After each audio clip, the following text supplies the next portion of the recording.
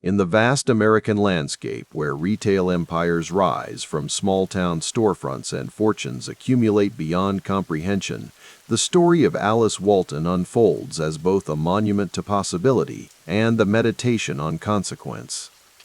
Born in 1949 to a family on the cusp of transformation, she would grow to become the wealthiest woman in the world, a collector who moved masterpieces across continents, a visionary who built a museum in the Ozark Hills that challenged coastal cultural dominance, and a figure whose very existence sparked debates about wealth, privilege, and the architecture of American inequality. Her influence extends through corridors of American art, where her billion-dollar interventions reshaped markets and made free access to masterworks possible in unexpected places. She stands as both democratizer and dynast, offering admission without charge while her family's retail machine faced persistent criticism over labor practices and community impact. Her name endures not merely for the scale of her inheritance, but for how she chose to deploy it, transforming Bentonville from a modest Arkansas town into an unlikely cultural destination, proving that geography need not dictate artistic legitimacy. Yet woven through this narrative of acquisition and ambition runs a darker thread, moments when the machinery of wealth appeared to insulate her from consequences that others might face, incidents that raised uncomfortable questions about justice, accountability, and the invisible architecture that protects the fortunate. Her story asks whether legacy can be curated as carefully as a collection, whether philanthropy can answer for systemic harm, and what remains when private passion becomes public trust without a clear heir to carry it forward. As you listen, you will trace a life shaped by inheritance and choice, by the tension between visibility and retreat, and by the enduring question of what we owe in exchange for what we inherit. Welcome to Richie Rich Stories. Please do not forget to subscribe to the channel, like the video, share the video with your circle, and let us know where you are from, what time it is now, and how you feel today in the comments below. Now, pick your sweetest spot and enjoy tonight's story. This audiobook is based on true stories, but some events, characters, places, and conversations are fictionalized for dramatic purposes. The sound of rain against the window painted a melancholy rhythm as Helen Walton held her newborn daughter close to her chest. Outside the hospital room in Newport, Arkansas, October 7, 1949, was drawing to a close, a day that would mark the beginning of a story that had yet to be written. The baby's face was peaceful, her tiny fingers curled into a fist against her mother's hospital gown. "Alice Louise Walton," Helen whispered, testing the name in the quiet room. Sam Walton stood at the window, his lanky frame silhouetted against the gray afternoon light. He turned to look at his wife and newest child, his only daughter after 3 sons. "She's perfect," he said simply, walking over and placing a gentle hand on the baby's head. His voice carried the quiet determination that defined him, a quality that would shape their family's destiny in ways no one could yet imagine. The Walton family was comfortable by Newport standards. Sam's Ben Franklin variety store provided a steady income, but Sam's ambitions stretched far beyond their current circumstances. Even in that moment of tender new beginnings, his mind churned with calculations and possibilities. "The boys will be excited to meet their sister," Helen said, adjusting the blanket around the baby. Rob, John, and little Jim were waiting at home with Helen's mother. Sam nodded, but his gaze drifted back to the rain-streaked window. "I've been thinking about that new location in Bentonville," he said after a moment. "I think it's time we made that move." Helen studied her husband's profile. After years of marriage, she recognized the look. Sam had calculated the variables and made his decision. Their life was about to change again. The Bentonville of 1950 was a quiet place, a town where Main Street meant something, where church on Sundays was a given, and where everyone seemed to know everyone else's business. The Waltons settled into a modest house not far from the town square. At night, the murmur of the radio filled their living room as news of the Korean War filtered through the static. For little Alice, growing up as the only girl among three brothers created a particular kind of childhood. While other little girls in town might have been encouraged toward dollhouses and tea parties, Alice found herself included in her brother's more rough-and-tumble world, learning early to hold her own. "Alice, come set the table," Helen called from the kitchen one evening in 1955. 6-year-old Alice reluctantly abandoned the game of marbles she'd been winning against 9-year-old Jim and headed inside. The Walton kitchen was warm and practical. No frills, but always clean and organized. Helen believed in efficiency, a trait Sam valued enormously. As Alice carefully placed forks and knives around the table, she watched her mother moving between stove and counter with practiced precision. "Daddy's late again," Alice observed, counting out the napkins. Helen glanced at the clock. "He's visiting stores, learning what works, what doesn't." "Why does he need to visit so many stores if he already has his own?" Alice asked, climbing onto a chair to reach across the table. Helen smiled. "Because your father believes you never stop learning, and he wants to build something bigger than just one store." Sam returned just as dinner was being placed on the table. He carried with him the energy of the road, a restless, focused intensity that filled the room. As they ate, he shared observations from his day, details that might have seemed trivial to outsiders, but represented potential advantage in Sam's mind. How one store arranged its merchandise, how another priced its goods, how customers moved through the aisles. Alice listened, absorbing her father's language of commerce. Even as a child, she recognized that these dinner conversations were different from those in her friends' homes, where talk centered on neighborhood gossip or the upcoming church social.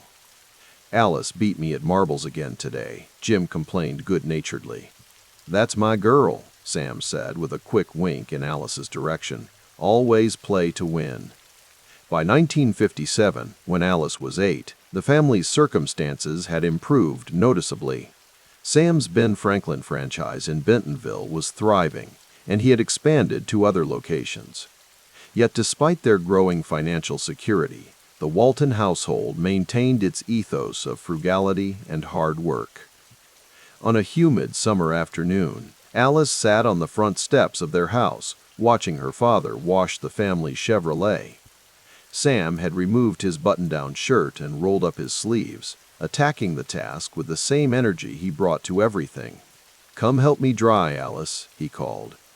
She joined him, taking the clean rag he offered. Working alongside him, she felt the comfortable silence that often existed between them. "Daddy," she said finally, "Johnny Miller's family got a new car yesterday. It's bigger than ours, and they already had a nice one." Sam paused, wiping sweat from his forehead with his forearm. "Is that so?" "And they're going to Florida for 2 weeks. Johnny said they're staying in a fancy hotel right on the beach." Sam nodded thoughtfully. "The Millers make good money at the bank. They can afford those things." "But don't we have money too?" Alice asked. "You have lots of stores now." Sam put down his sponge and crouched to her level, his expression serious. "Alice, listen to me. Having money and keeping money are two different skills. The Millers spend what they earn. I'm saving what we earn so we can build something that lasts." He pointed to the car they were washing. "This Chevy gets us where we need to go. A fancier car wouldn't get us there any faster. And when I travel to look at store locations, I stay in cheap motels because every dollar I save is a dollar I can invest in our future." Alice nodded, though she didn't fully understand. Sam must have seen the lingering question in her eyes. "Someday," he continued, "what we're building will be worth something. Not just to us, but to the towns where we open stores, to the people who work for us, to the customers who shop with us. That's worth more than a fancy car or a beach vacation." Do you understand?" "I think so," Alice said. Sam smiled and ruffled her hair with his wet hand, making her squeal. "Good girl. Now let's finish this car before your mother calls us for dinner." The summer Alice turned 10, Helen started teaching her the basics of bookkeeping.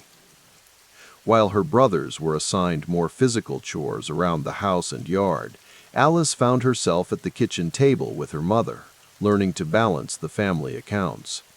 "Each number tells a story," Helen explained, her neat handwriting filling the columns of the ledger. "When you understand the numbers, you understand the health of the business." Alice watched as her mother's pencil moved across the page, transforming the day's transactions into orderly rows and columns. There was something satisfying about the precision of it all, how everything had to balance perfectly at the end. "Your father has vision," Helen continued, "but vision needs structure. That's what I provide." Alice nodded, beginning to grasp the partnership that powered her parents' success. Sam was the dreamer, the risk-taker, the one who saw possibilities where others saw only obstacles. Helen was the pragmatist, the one who turned visions into workable plans, who ensured that ambition remained tethered to reality. "Will I work in the stores someday?" Alice asked. Helen paused, studying her daughter. "You might, or you might find another path. But whatever you choose to do, understanding money, how it works, how to manage it, that's a skill you'll never regret having." By 1962, Alice had reached the awkward threshold of adolescence. 13 years old, no longer a child, but not yet a woman. The world around her was changing. On the radio, Elvis had given way to the early stirrings of Beatlemania. The Walton family television, once a novelty, now regularly gathered them together for Walter Cronkite's evening news. And Sam Walton was about to take the biggest risk of his career. One evening in early spring, Alice overheard her parents talking in low voices in the living room after the younger children had gone to bed. "It's different from anything we've done before," Sam was saying. "The Ben Franklin folks think I'm crazy for wanting to open a discount store in a town this size." "Are they right?" Helen asked. Her tone wasn't challenging, just practical, the voice of the accountant who needed all variables considered. "Maybe," Sam admitted. "But I've run the numbers 100 different ways. If we keep our margins tight and volume high, if we pass savings to the customer instead of pocketing them, if we create a store where ordinary folks can afford to buy quality goods, Helen, this could be bigger than anything we've imagined."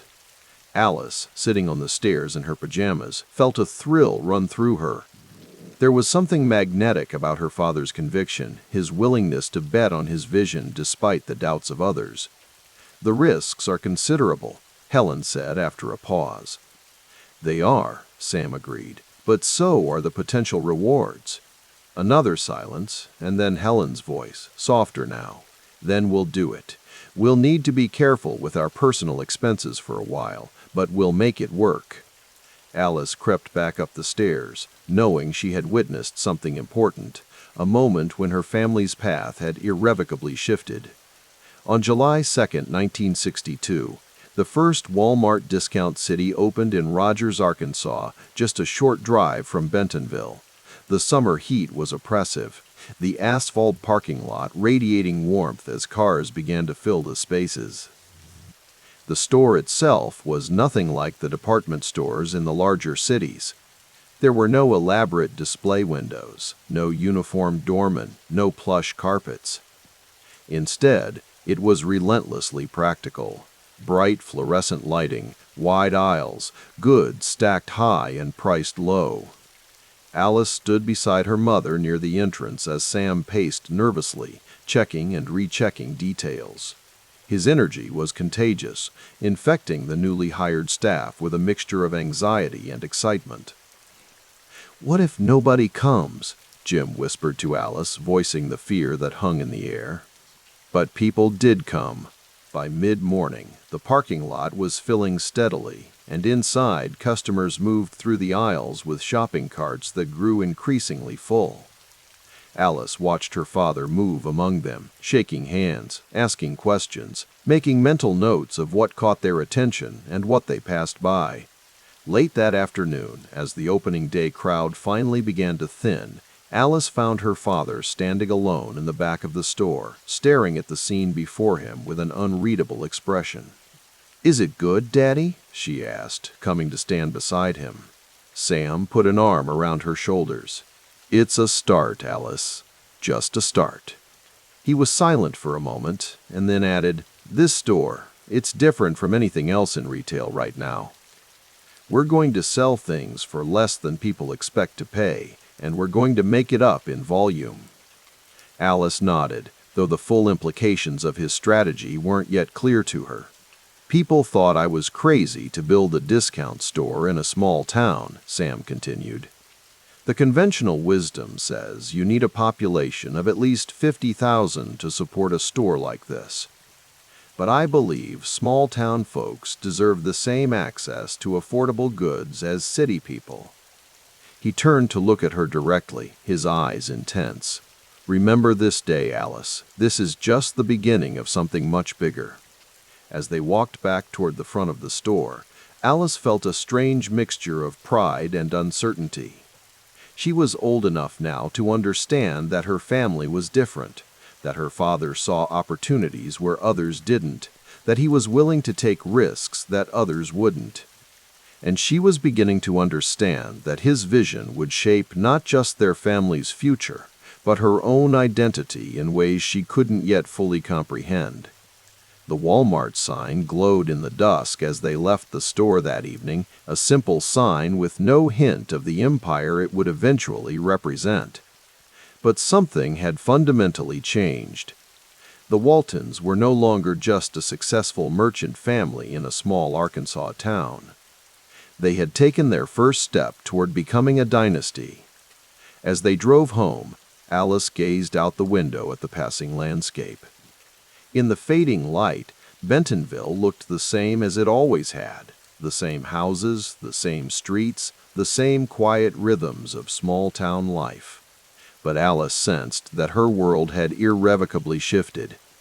Her father was building something that would reach far beyond the boundaries of this place, and she would have to find her own path within or alongside that legacy. That night, as she drifted toward sleep, Alice thought about the store. The bright lights, the bustling aisles, the satisfaction in her father's eyes. She thought about the ledgers her mother had taught her to balance, the value of a dollar saved, the power of vision combined with discipline. And somewhere in the space between wakefulness and dreams, a question formed. In the story her father was writing, what would her chapter be? The answer would unfold over decades to come. But its seeds were planted here, in the Arkansas soil, in the practical lessons of her parents, in the unshakable work ethic that defined their household, and in the quiet ambition of a young girl watching her family's modest beginnings transform into something extraordinary. The autumn air held a particular crispness that late afternoon in 1967, as Alice Walton crossed the immaculate grounds of Trinity University. San Antonio's relentless summer had finally released its grip, allowing the breeze to carry hints of mesquite and distant military drills from the 5 bases that ringed the city. She moved with purpose between the limestone buildings, her economics textbook clutched to her chest, a shield and a statement. The campus existed in its own peculiar bubble. While Berkeley erupted in protests and Columbia students occupied administration buildings, Trinity maintained a different kind of order. Not untouched by the national mood, but subdued conversations about Vietnam happened in hushed tones over coffee rather than through bullhorns on the quad. Alice preferred it this way. The discipline of numbers made sense to her in ways that the chaos of protest did not. Not that she was disengaged from the world, quite the opposite. She simply understood, perhaps better than most 20-year-olds, that power often moved through quieter channels. "Ms. Walton," Professor Thornton's voice carried across the economics department lounge as she entered. Your analysis on price elasticity was quite thorough. Have you considered the applications to regional retail distribution? Alice smiled politely.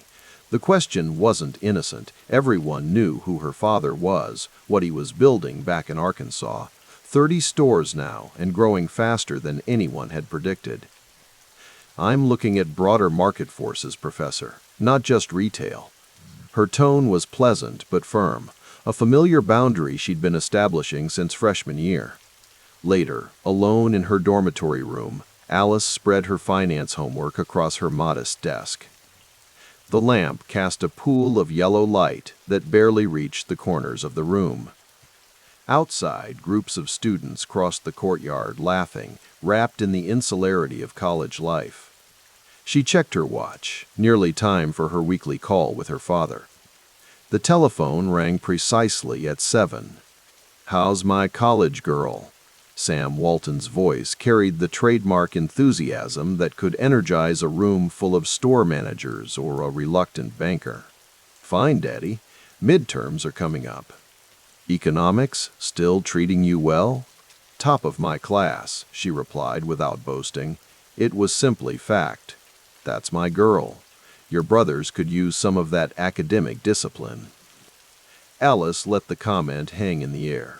The unspoken understanding between them had taken shape over the past year.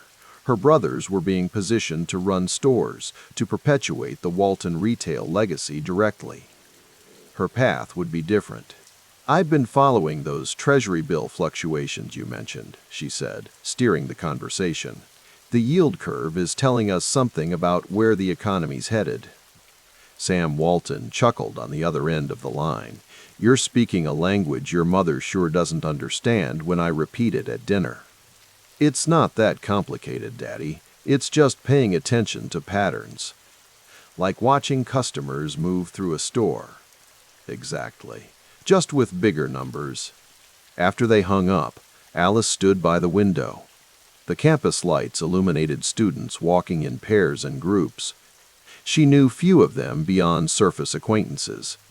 Not because she was unfriendly, she could be charismatic when needed, but because she held herself apart in subtle ways. The Walton name wasn't yet nationally recognized, but it carried enough weight that she'd learned early to discern between genuine connection and proximity to emerging wealth. By the spring of 1969, Alice had settled into a routine of academic excellence that surprised nobody. The finance department had become her territory in a way that the broader social world of Trinity never would. While other female students organized consciousness, raising groups, or debated women's liberation in late-night dormitory sessions, Alice charted a different course of quiet self-determination. "You're going to need to decide," Professor Hadley said during office hours, the afternoon light slanting through Venetian blinds, casting stripes across her term paper on capital markets. "Graduate school would welcome you. But I suspect you're considering other options." Alice nodded, appreciating his directness. "I'm weighing my possibilities." "Most women in finance end up in support roles," he said, not unkindly, but as a statement of current reality, secretarial, administrative. "That won't be my path." "No," he agreed, studying her with academic detachment. "I suspect not." Later that evening, Alice sat at the Economic Library's wooden table, surrounded by Wall Street journals and financial quarterlies. The library was nearly empty. Most students were at a campus rally where a recently returned Vietnam veteran was speaking. The distant sound of amplified voice occasionally penetrated the thick walls. She wasn't avoiding the political moment deliberately. Rather, she was inhabiting a parallel reality where the movements of capital told their own story about America's future. The overheating economy, the pressure on the dollar, the guns and butter strategy that couldn't be sustained, all of it was there in the numbers if you knew how to read them. When the library closed at midnight, she walked alone across the darkened campus. San Antonio's military presence meant security concerns were minimal compared to other universities. Still, she maintained an awareness of her surroundings that had less to do with physical safety and more with the habit of observation her father had instilled in all his children. "Always watch the edges," Sam would say during store visits. "That's where you'll see what's really happening." Christmas 1969 brought Alice back to Bentonville. The small Arkansas town was increasingly defined by Walmart's growing presence, though it remained modest by any objective standard. The Walton home, while comfortable, reflected Sam's famous frugality, a value system that defined the family more powerfully than their increasing wealth. The East Texas location is outperforming projections by 22%, John, her older brother, was saying over dinner. "Dad, we should accelerate the expansion there." "Distribution costs are higher," Sam replied, cutting his steak with methodical precision. "Alice, what does your economics training say about balancing growth against infrastructure?" She didn't miss the subtle positioning. Her father treating her analytical skills as valuable, yet separate from operations. The boundary was being maintained, not by exclusion, but by differentiation. Controlled growth with planned distribution centers would maintain margins, she replied evenly. But you'd need to calculate the carrying costs against projected volume. "Exactly what I've been telling the team," Sam nodded approvingly. Later, Alice and her mother Helen sat in the living room while the men retreated to Sam's study to discuss expansion plans. The Christmas tree lights cast colored shadows across the modest furnishings. "Your professors say you're doing exceptionally well," Helen said, her hands busy with knitting. "Your father reads those letters from the department chair over and over." Alice smiled.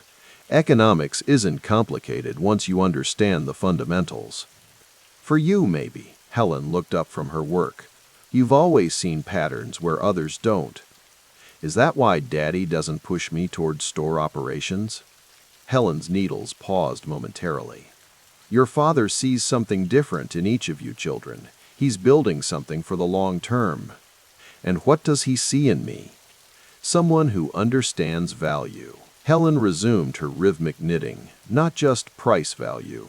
The following summer, Alice secured an internship at a regional brokerage firm in Houston, far enough from Bentonville to establish independence, close enough to maintain connections. The office overlooked the sprawling Texas city, its economy booming with aerospace and oil money. The humid air pressed against the windows like a living thing, while inside, the air conditioning maintained an artificial coolness that matched the calculated atmosphere. Walton, her supervisor, acknowledged, dropping a stack of research reports on her desk. "Need these analyzed by tomorrow. Focus on the retail sector performance against inflation indicators." She nodded, already scanning the top document. The work was tedious but revealing. Hours of comparing quarterly reports, identifying trends, separating signal from noise.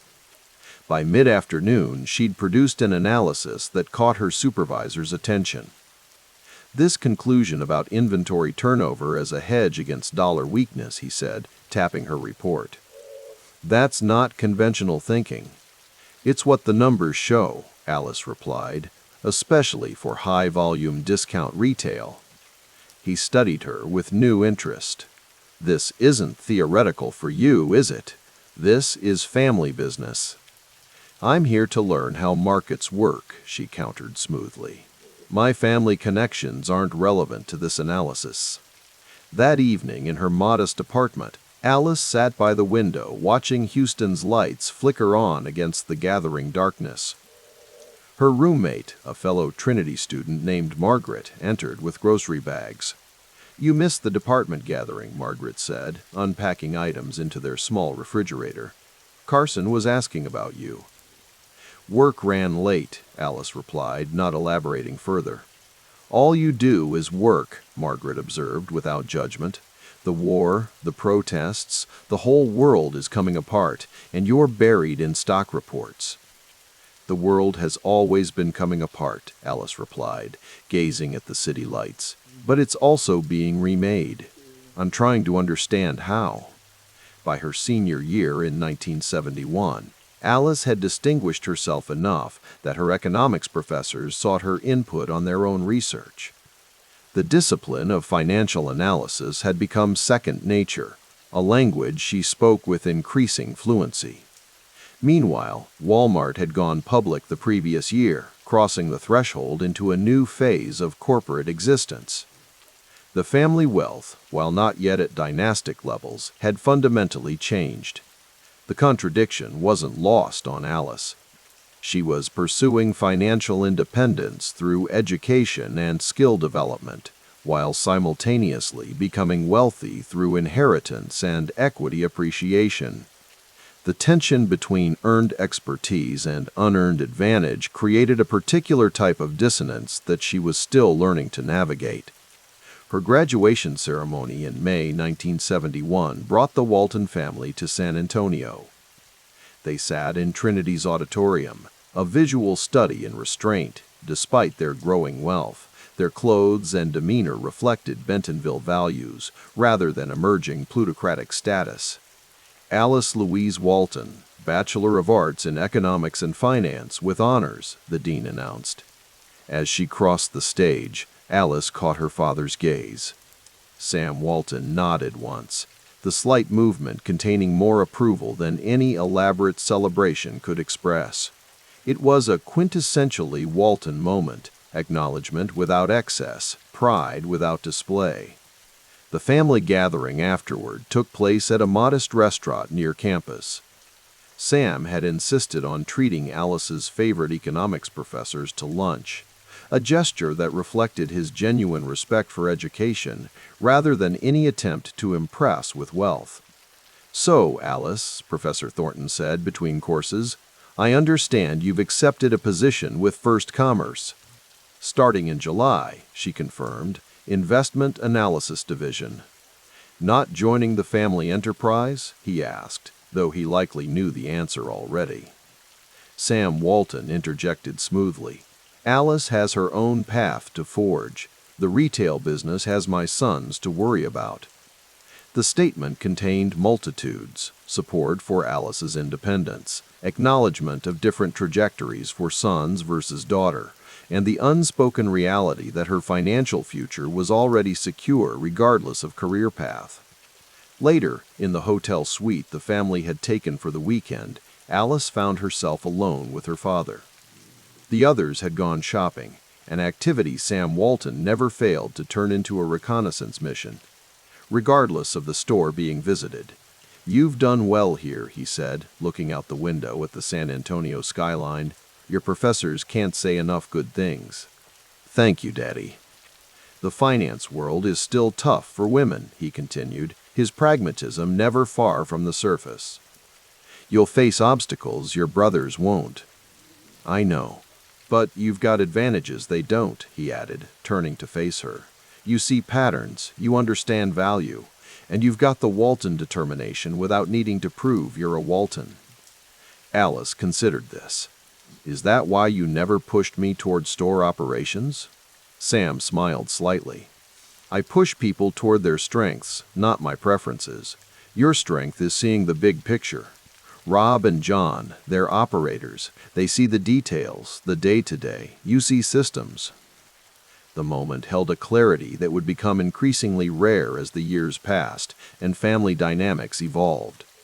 For this brief intersection of time, her path forward seemed both distinct from her brother's and valued in its own right. "I'm proud of you, Alice," Sam said simply. As twilight settled over San Antonio, Alice stood on the hotel balcony alone.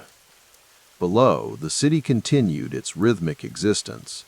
Military vehicles occasionally visible on distant roads, couples strolling the riverside, the persistent hum of a place where multiple Americas overlapped without fully integrating. She had completed this chapter of her education. Not just the formal curriculum of economics and finance, but the parallel education in identity and expectation. The only daughter of a family increasingly defined by its retail empire, charting a course that acknowledged her inheritance without being consumed by it. Tomorrow would bring new challenges. The first job, the gradual evolution of Walmart into a national force, the continuing transformation of wealth from theoretical to tangible. But tonight, in the liminal space between student and professional, Alice Walton allowed herself a rare moment of stillness.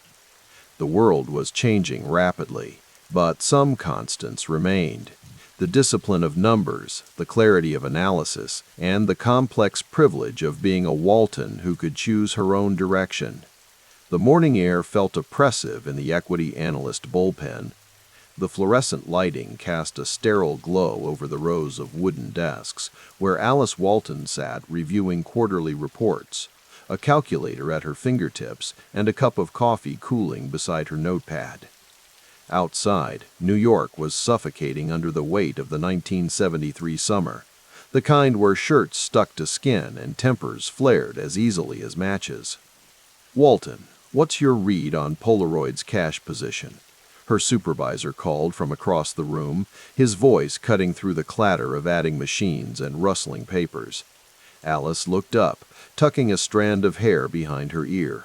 At 24, she carried herself with a quiet confidence that belied her age, the daughter of Sam Walton studying corporate America. Not from the executive suite, but from the analyst's chair. "They're burning through reserves faster than projected," she replied, tapping her pencil against her legal pad. "The instant camera market's competitive, but their R&D spending suggests they're betting on the next generation. I wouldn't sell yet." The supervisor nodded, impressed but not surprised. Alice had developed a reputation for seeing patterns others missed. The numerical choreography of capital allocation, the subtle tells in balance sheets that revealed management's true priorities beneath the glossy annual report narratives. Later that evening, Alice walked through Midtown, passing newsstands where headlines screamed about Watergate hearings and OPEC restrictions. Gas lines stretched around blocks, with cars sitting idle while their owners' patience evaporated in the humid air.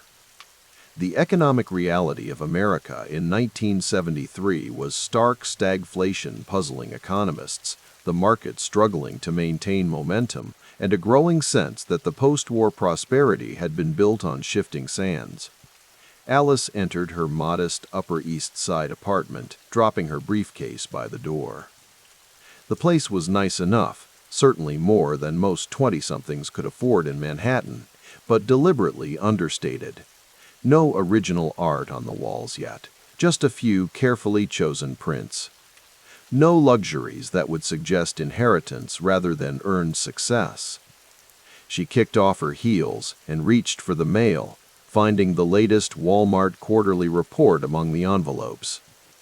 This was her other life. Not the equity analyst studying strangers' businesses, but the daughter watching her family's creation expand across the American landscape with methodical precision. In 1970, Walmart had gone public at $16.50 per share.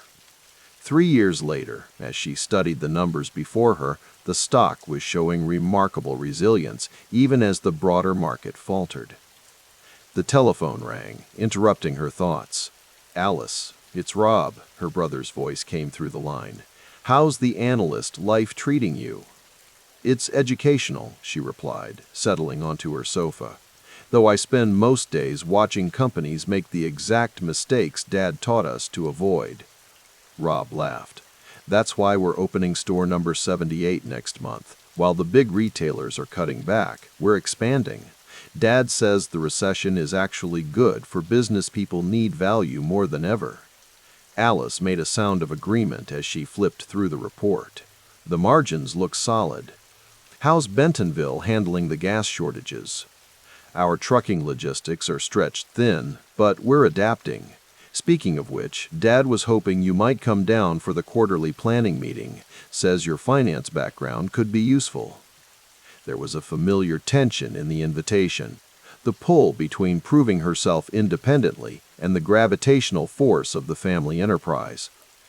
Alice had chosen equity analysis, not because she needed the salary, but because she needed to understand how markets valued businesses, how capital flowed, how decisions were judged by dispassionate observers rather than family loyalists. "I'll try to make it," she said non-committally. "Let me check my calendar." After hanging up, Alice poured herself a glass of wine and sat at her small dining table, spreading out the Walmart report alongside research on companies she was analyzing professionally. The contrast was striking. Most businesses were cutting costs, battening down hatches against economic headwinds. Walmart was expanding, recognizing that their low-price model thrived when consumers felt squeezed. The next morning, Alice arrived at the office early, passing through the empty bullpen to claim the quiet hour before the markets opened. Her desk drawer contained a Wall Street Journal article about Walmart's expansion that she'd carefully clipped and filed away, not displayed, not mentioned to colleagues. In the investment firm where she worked, being Sam Walton's daughter would either create unfair expectations or unearned deference, neither of which she wanted. "Coffee," offered Thomas, another analyst who had arrived early, interrupting her thoughts. "Thanks," Alice said, accepting the cup. "Did you see the Fed's latest statement?" Thomas leaned against her desk. "Inflation's worse than they're admitting. This stagnation isn't temporary. We're entering something economists don't even have a model for." Alice nodded. "The companies adapting fastest will survive. The ones clinging to the old rulebook will falter." Speaking of adaptation, what's your take on discount retailers? Everyone's talking about this Walmart operation out of Arkansas. They're expanding while Sears and Kmart are struggling. Alice maintained her neutral expression, a skill she'd perfected. "They understand their customer," she said carefully. "And they've built a logistics model that gives them pricing advantages. I'd watch them." Thomas raised an eyebrow. "You've done your homework. Maybe we should recommend them to clients." "Maybe," Alice replied, turning back to her work, ending the conversation. By 1974, as Nixon's resignation dominated the national conversation, Alice had developed a rhythm to her dual existence. Weekdays were spent analyzing other companies, building models, writing reports, and earning respect through insight rather than inheritance. Weekends often found her flying to Arkansas on commercial flights rather than private planes. Another deliberate choice to separate her earned identity from her inherited position. During one such visit in the fall of 1974, she sat with her father in his modest office in Bentonville, watching as he reviewed expansion plans with the same intensity he brought to everything. "What do your Wall Street friends make of us?" Sam asked, looking up from the papers, his eyes twinkling with curiosity. Alice smiled. "They're starting to notice, but they still underestimate the model. They see the stores but miss the system behind them." Sam nodded, pleased with her assessment. "And what about you, Alice? Your brothers are all in the business now. Have you decided what you want?" The question hung between them, deceptively simple but loaded with implication. Alice considered her answer carefully. "I'm learning how capital markets work, how investors think, how to read between the lines of what companies present versus reality," she said. "Whether that leads me back to Walmart or somewhere else, it's valuable knowledge." Sam studied his daughter, recognizing the independence that had always defined her. "You know, the stock certificates in your trust are worth more each quarter," he said matter-of-factly. "Your analyst salary is fine, but your Walmart holdings, that's where your first million is coming from. Probably already has." Alice absorbed this without visible reaction, though the milestone meant something, not for the purchasing power it represented, but for the options it created. "I know, Dad, but I need to earn something that can't be inherited." Her father's expression softened. "Respect," he said. It wasn't a question. "Knowledge," she corrected him. "Judgment. The ability to see value where others don't." Later that evening, Alice drove through Bentonville in a modest sedan, passing the town square where Walton's 510 had first opened its doors. The contrast between this small Arkansas town and the frenetic energy of Manhattan couldn't have been starker. Yet both places were being shaped by economic forces that most people felt, but few truly understood. Inflation eroding purchasing power, market uncertainty, breeding conservatism, traditional retailers failing to adapt. Alice parked and walked to a local diner where she'd arranged to meet Helen Walton, her mother.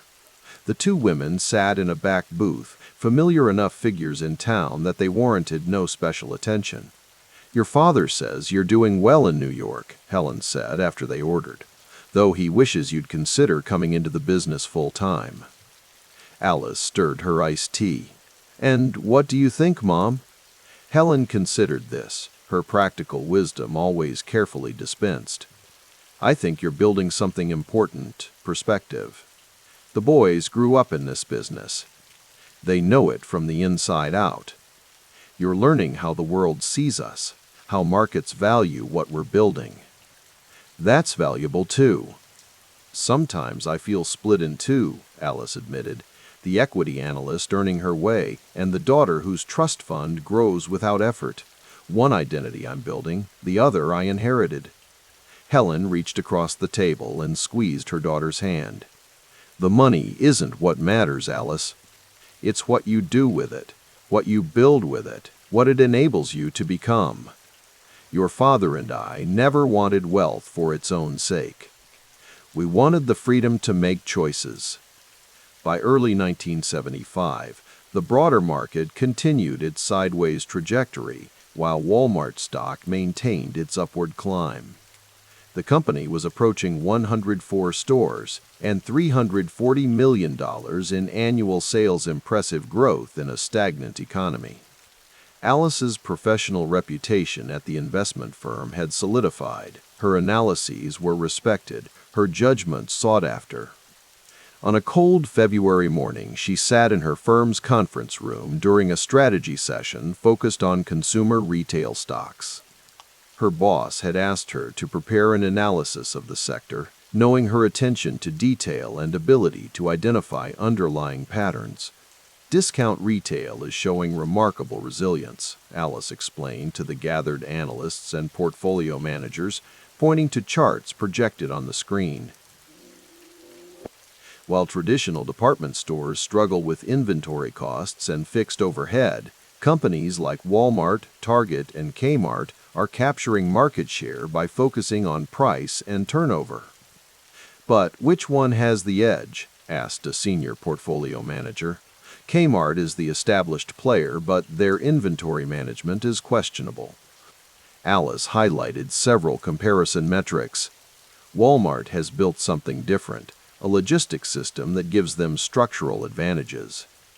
Their inventory turns faster, their purchasing power grows with each new store, and they're expanding into markets others consider too small to bother with. She didn't mention her family connection. It wasn't relevant to the analysis and would only distract from the objective case she was building. The numbers told their own story. After the meeting, her boss stopped her in the hallway. "Impressive work, Alice. You really understand what makes these businesses tick." "Thank you," she replied. "I try to look beyond the financials to the operational realities." "That's exactly what makes you valuable here," he said. "By the way, I'm putting together a team to evaluate potential IPOs for the coming year. Would you be interested?" Alice felt a surge of satisfaction. This was recognition based solely on her performance, not her name. "Absolutely." That evening, she called her father from her apartment, the connection crackling slightly with distance. "Dad, I've been asked to join the IPO evaluation team," she told him, a rare note of excitement in her voice. "That's my girl," Sam replied, pride evident even through the static. "Using that finance degree to good effect."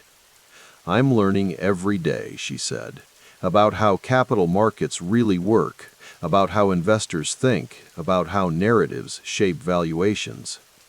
"All skills that will serve you well wherever you go," he acknowledged. "Speaking of which, the board is considering another stock split given our price appreciation. Your trust's value will adjust accordingly." The reminder was gentle but clear. Her work as an analyst was building knowledge and reputation, but her Walmart holdings were building wealth at a pace no salary could match. It was the duality she lived with, earning respect while inheriting resources. By the summer of 1975, Alice had developed a rhythm between her professional identity and her family position. She maintained a low public profile. No society pages, no interviews, no flamboyant displays of wealth. Her colleagues knew her for her analytical rigor, not her family connection. Her family knew her for her independent perspective, her financial acumen, and her determination to earn rather than inherit her place. During a weekend visit to Bentonville, Alice sat on the porch of her parents' still modest home, despite their billionaire status. The evening was warm, fireflies appearing in the gathering dusk as she and her father discussed the economic outlook. "The market's going nowhere," Sam observed, rocking gently. "Has been since '72, but we're growing through it." "Because you understand what happens when people feel squeezed," Alice replied. "They don't stop shopping, they shop smarter. And you've built a business that serves that need." Sam nodded. "What about you, Alice? You've spent 3 years studying how the market values businesses. What have you learned that we should know?" Alice considered the question. That perception often lags reality. That most investors follow rather than lead. That understanding the customer is more valuable than understanding the competition. She paused. And that building something that lasts requires patience when everyone else is demanding immediate returns. Her father smiled, recognizing his own philosophy reflected back at him through his daughter's financial training. "You've learned well." As the conversation continued into the evening, Alice reflected on the journey she'd begun as an equity analyst. The role hadn't been about the salary, it had been about developing judgment, about learning to distinguish between narratives and numbers, about seeing value where others missed it. These skills would serve her throughout her life, though in ways she couldn't yet imagine. In evaluating art markets decades later, in making cultural investments that others might question, in building institutions rather than merely accumulating wealth. For now, though, she was content to exist in the duality, the working analyst and the Walmart heiress, the earned identity and the inherited position, the professional seeking respect and the daughter managing responsibility.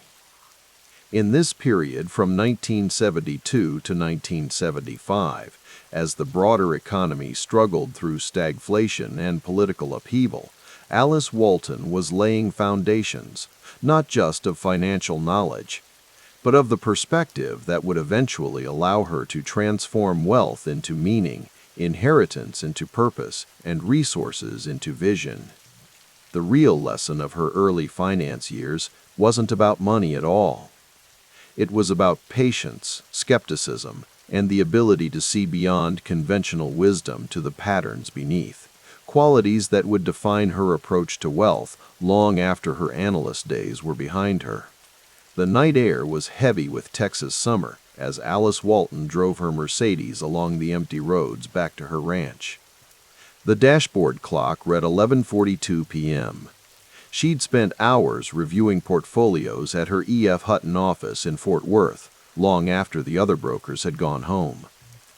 The radio played softly, Willie Nelson's "Blue Eyes Crying in the Rain," as she contemplated the day's market movements with the dispassionate focus that had become her professional signature.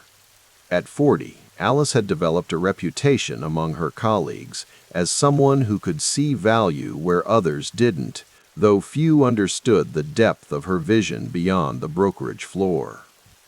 The headlights cut through the darkness as she turned onto the private drive that led to her property, the gravel crunching beneath the tires like whispered secrets. Inside, she poured herself 2 fingers of bourbon, neat, and moved to her study. The walls were adorned with canvases that would have seemed incongruous to her colleagues, landscapes by Thomas Moran, harbor scenes by Fitzhenry Lane, portraits by Thomas Eakins.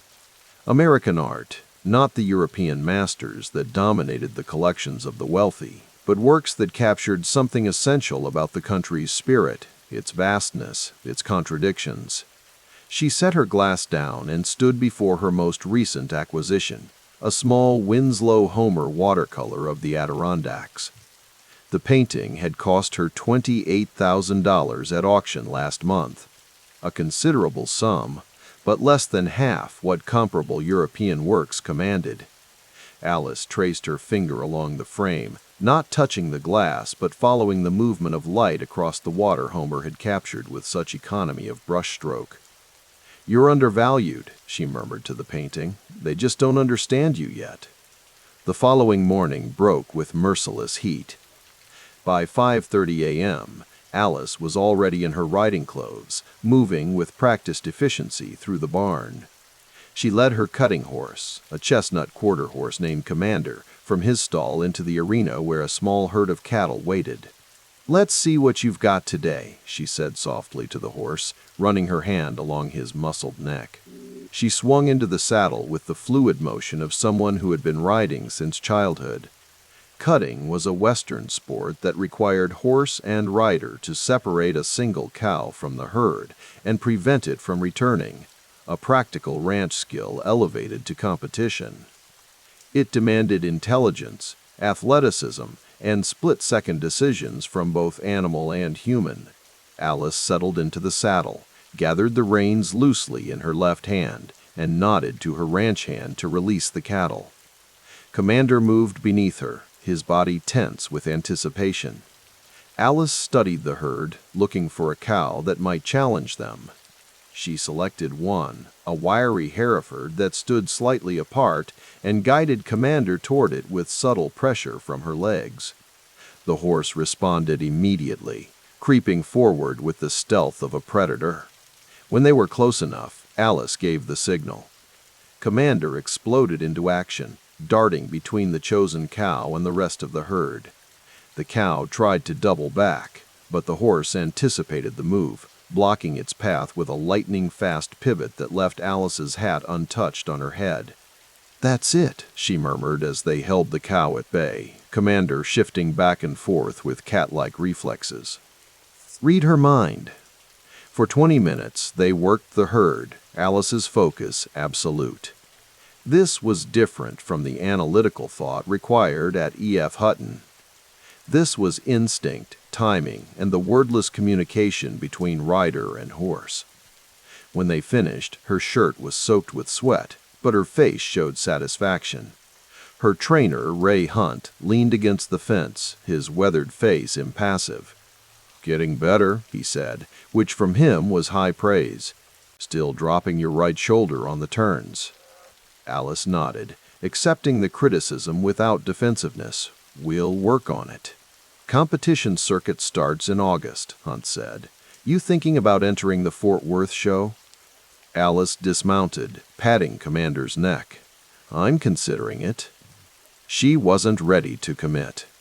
Competing meant public scrutiny, and Alice preferred to keep parts of her life private. The Walton name was increasingly recognized. Walmart had hit $1 billion in sales that year, and she'd noticed the change in how people looked at her, spoke to her, measured their words around her. Hunt seemed to read her thoughts. Nobody in the cutting world cares about Walmart. They care if you can ride. Alice allowed herself a small smile. "That's why I like horses, Ray. They don't know what a balance sheet is." Later that afternoon, Alice sat across from Thomas Reynolds, a curator from the Museum of Fine Arts in Houston. They were in the private dining room of a discreet restaurant in downtown Fort Worth, the kind of place where the waiters appeared only when needed and conversations remained confidential. Reynolds was a slight man with wire-rimmed glasses and a tweed jacket despite the heat. He'd brought photographs of several paintings that would be coming up for auction in New York works by American Impressionists that might interest Alice. "The Hassam is exceptional," Reynolds said, sliding a photo across the table. "Cape Cod, 1899. His use of light is remarkable, reminiscent of Monet, but with that distinct American directness. Alice studied the image. Child Hassam's painting showed a wind-swept beach, dunes covered in seagrass, and a quality of sunlight that seemed almost tangible. What's the estimate? 50 to 70,000. But between us, I think it could go higher. The market for American Impressionists is beginning to move. Alice sipped her iced tea, calculating. The painting was beautiful, yes, but her interest wasn't purely aesthetic. She'd been watching patterns in the art market for several years, and she had developed a theory. American art was systematically undervalued compared to European works of similar quality. The disparity wouldn't last forever. Sooner or later, the market would correct. What about the Sargent watercolor, she asked, indicating another photograph. Reynolds smiled. I thought that might catch your eye. Venetian scene, 1902. His brushwork is just magical, so spontaneous yet so precise. And underappreciated, Alice added.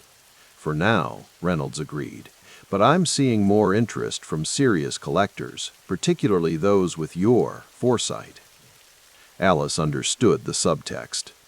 Her collecting habits had begun to attract attention in certain circles, not for the size of her acquisitions, but for their focus. While others chased Picassos and Monets at ever-escalating prices, she was quietly assembling a significant collection of American art spanning from the Hudson River School through the early modernists. I'd like to see the Hassam in person before the auction, she said, and the Sargent. Reynolds nodded. I'll arrange it. Perhaps next week in New York? Tuesday works. I have meetings at the Hutton office in the morning, but I could meet you at the auction house by 2. As they continued their discussion, Alice felt a familiar sense of duality. In the brokerage world, she was Sam Walton's daughter, who happened to work in finance. In the art world, she was becoming something else, a collector with a distinct vision, someone whose judgment was sought and respected for reasons entirely separate from her family name. The E.F. Hutton offices occupied 3 floors of a gleaming tower in downtown Fort Worth. Alice's office was modest by executive standards, but positioned with a clear view of the city. The wall behind her desk displayed not her art collection, but carefully chosen certificates and awards, visual shorthand that communicated competence rather than inheritance. This morning, she sat across from Robert Milligan, a major client whose family owned a chain of manufacturing plants across the South. He was in his 60s, with silver hair and the deep tan of someone who spent weekends on a golf course. I just don't see the point in these municipal bonds, Alice, he was saying, gesturing at the portfolio spread between them. The yields are pitiful compared to what corporate paper is paying. The yields are tax-free, Alice replied calmly. And with Volcker pushing interest rates to control inflation, municipal stability looks increasingly attractive. Milligan frowned. Volcker's going to break this economy before he fixes it. 19% interest rates. It's madness. It's medicine, Alice said. Painful, but necessary. She turned a page in the portfolio. Consider this.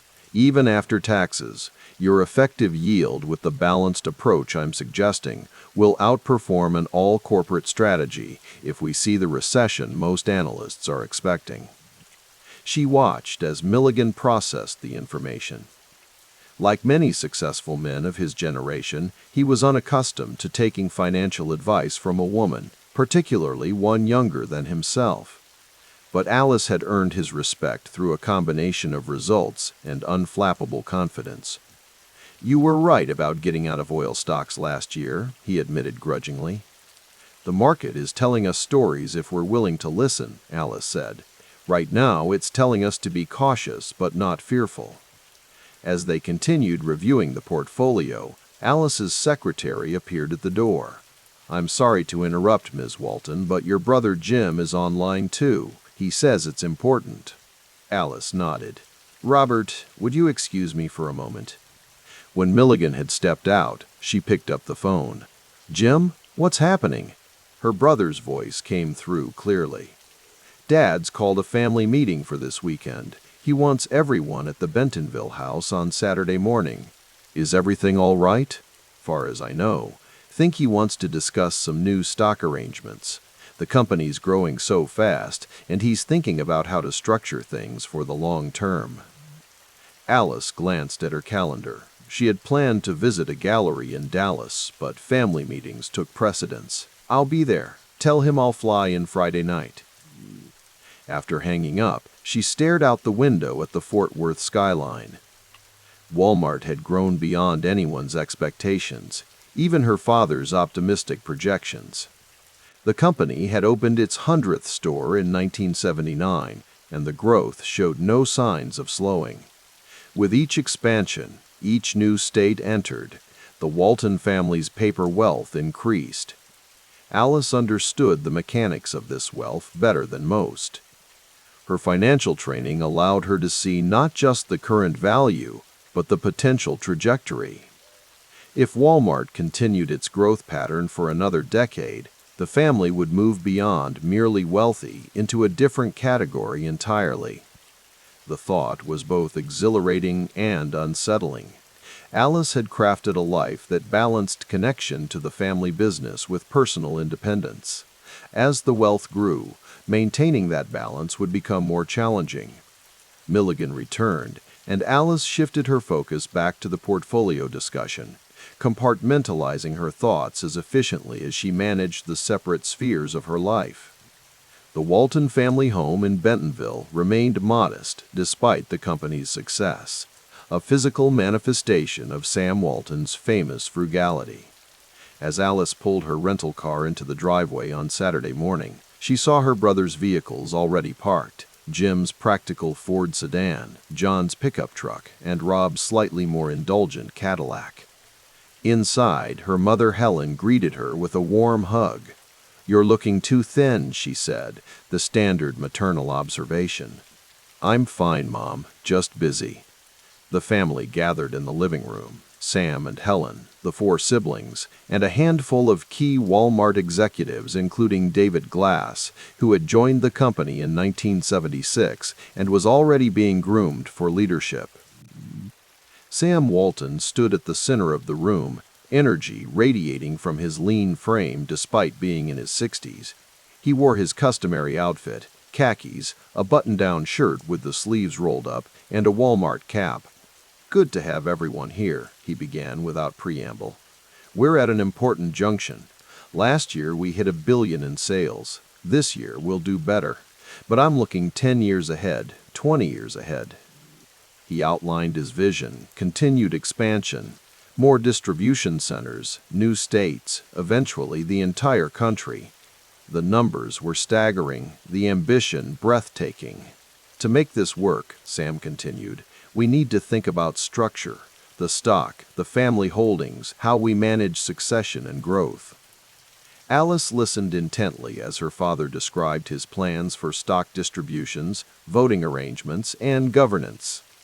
Though she no longer worked directly for Walmart, her financial background made her particularly attuned to the implications. What Sam was describing would eventually create one of the largest family fortunes in America, though he discussed it in the practical terms of business continuity rather than wealth creation. When he finished, he looked around the room. "Questions? Thoughts? Speak up now. Once we set this in motion, it'll be harder to adjust." Jim and Rob immediately engaged, asking about specific aspects of the stock structure. John, quieter by nature, took notes. Alice waited, processing the information and considering angles her brothers might not have considered. "What about philanthropic planning?" she finally asked. "If these projections are even close to accurate, we should be thinking about that framework now, not later." Sam nodded approvingly. "Good point, Alice. I've been talking with Helen about setting up a family foundation. Still in early stages, but you're right, needs to be part of the overall structure." The meeting continued for hours, breaking only for Helen's lunch of sandwiches and iced tea. By late afternoon, The framework of a plan had emerged, one that would shape not just the family's wealth, but their responsibilities and relationships for generations. As the meeting wound down, Sam pulled Alice aside. "Heard you're doing well at Hutton. They treating you right?" "Yes, sir. It's good work." "And this art collecting I keep hearing about." His tone was curious rather than judgmental. Alice smiled slightly. "Just a hobby, Dad." Sam studied his daughter with shrewd eyes that had evaluated thousands of business opportunities. "Don't think so. You don't do hobbies, Alice. You do strategies." He patted her shoulder. "Whatever you're seeing there, I trust your eye." It was high praise from a man who built an empire by seeing value where others didn't. That night, after returning to her Texas ranch, Alice sat in her study surrounded by her growing collection of American art. The Homer watercolor, a small Thomas Hart Benton landscape, a John Singer Sargent portrait study. Each piece carefully chosen, each representing not just beauty, but a belief in the inherent value of American cultural expression. She thought about her father's words, "You do strategies." It was true. Her art collecting wasn't random appreciation. It was a deliberate focus on a segment of the market she believed was undervalued and would eventually be recognized. Just as her horsemanship wasn't merely recreation, but the mastery of a demanding discipline. Just as her work at E.F. Hutton wasn't simply a job, but a way to establish professional identity separate from Walmart. Alice poured herself a small bourbon and walked to the windows that looked out over her land. In the moonlight, she could make out the shapes of horses in the pasture, the silhouette of the training arena where she and Commander were developing the skills that would eventually take them into competition. The separate worlds she inhabited, finance, art, horsemanship, family business, were beginning to form a coherent whole, a life shaped by her own choices within the extraordinary circumstances of her birth. The wealth that was coming, that was already arriving, would amplify her capacity to act on her vision. But the vision itself, that was hers alone. She raised her glass slightly, a private toast to the future taking shape before her. One painting, one investment, one cutting horse competition at a time. The late October rain fell steadily on Fayetteville, Arkansas, drumming against the windshield of Alice Walton's Lincoln Continental as she drove through the mist-shrouded streets. The year was 1983, and the leaves had turned to amber and crimson, creating a kaleidoscope of autumn colors that blurred together in the foggy evening light. Alice adjusted the wipers as she navigated downtown, the gentle rhythm matching her heartbeat. At 34, she carried herself with the quiet confidence that came from being the daughter of Sam Walton, whose retail empire had transformed from a single store into a phenomenon sweeping across America. Yet wealth had never defined her completely. She preferred the language of finance, the strategy of investments, and lately, the subtle dialogues of art acquisition. The streets glistened under the yellow glow of street lamps. Alice had spent the afternoon reviewing investment portfolios at her office, the numbers and projections swimming before her eyes, until she'd decided to call it a day. The economy was rebounding under Reagan, and the markets were responding favorably. It was, as the newspapers called it, morning in America again.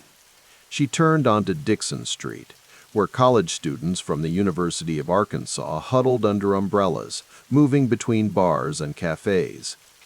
Their carefree laughter filtered through the rain, reminding her of a simpler time before the weight of the Walton name had settled fully upon her shoulders. The intersection ahead turned green. Alice accelerated gently, her mind drifting momentarily to the upcoming exhibition at the museum in Tulsa she planned to visit. A watercolor by Andrew Wyeth had caught her attention, and she'd been corresponding with the curator about. The impact came without warning. A horrible thud, a flash of movement, the screech of brakes on wet asphalt. Alice's body lurched forward against the seatbelt. Time slowed, then accelerated with terrifying clarity. A woman had stepped into the street. Alice hadn't seen her until it was too late. The next hours passed in a fog thicker than the rain. Police lights pulsed blue and red against storefront windows. An officer with kind eyes and a notebook asked questions in a low, respectful voice. Someone mentioned a name, Oleta Harmon, 50 years old. Whispers about no vital signs. Paramedics working, then stopping their work. The growing crowd of onlookers standing in silent witness. Ms. Walton, the officer said. Several witnesses stated that Mrs. Harmon stepped directly into traffic outside the crosswalk. Would you like to make a statement now, or would you prefer to wait? Before Alice could answer, a familiar voice cut through the chaos. My client won't be making any statements tonight, said James Burnett, the family's attorney, materializing at her side with an umbrella and a reassuring hand on her shoulder. She hadn't called him, someone else had. The Walton network activated instantly in times of crisis. We'll cooperate fully, of course, Burnett continued, but Ms. Walton is understandably shaken.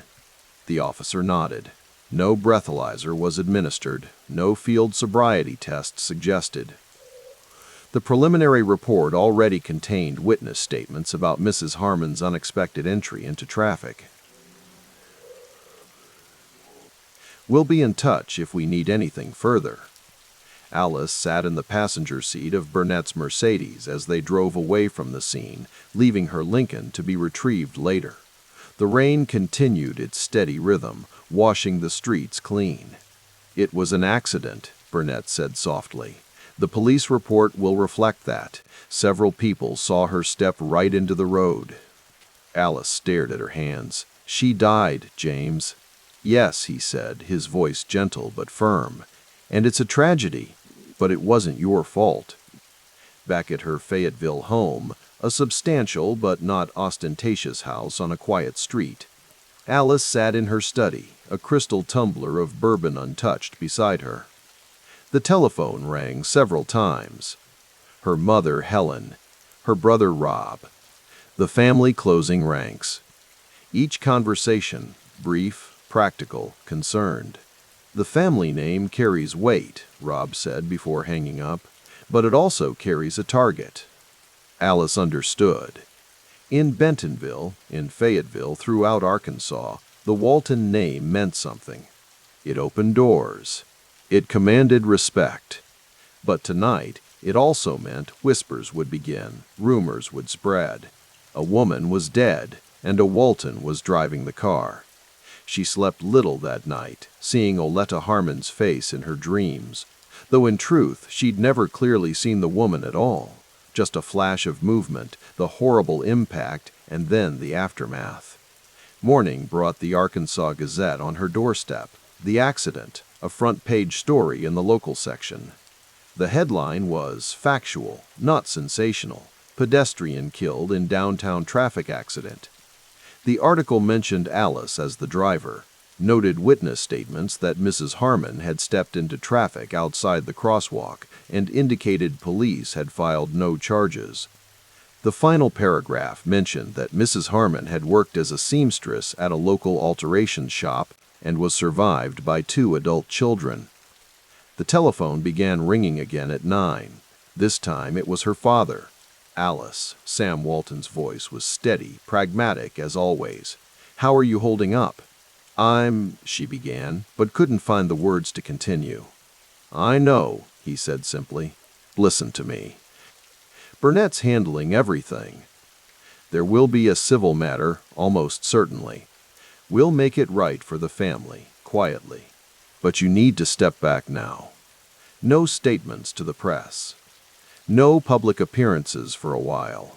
Dad, a woman died. Yes, and that's a terrible thing. But accidents happen, and the police report is clear about what occurred. The best thing you can do now is let the lawyers handle it and give everyone time and space. Alice recognized the strategy. It was the same approach the family had always taken to publicity.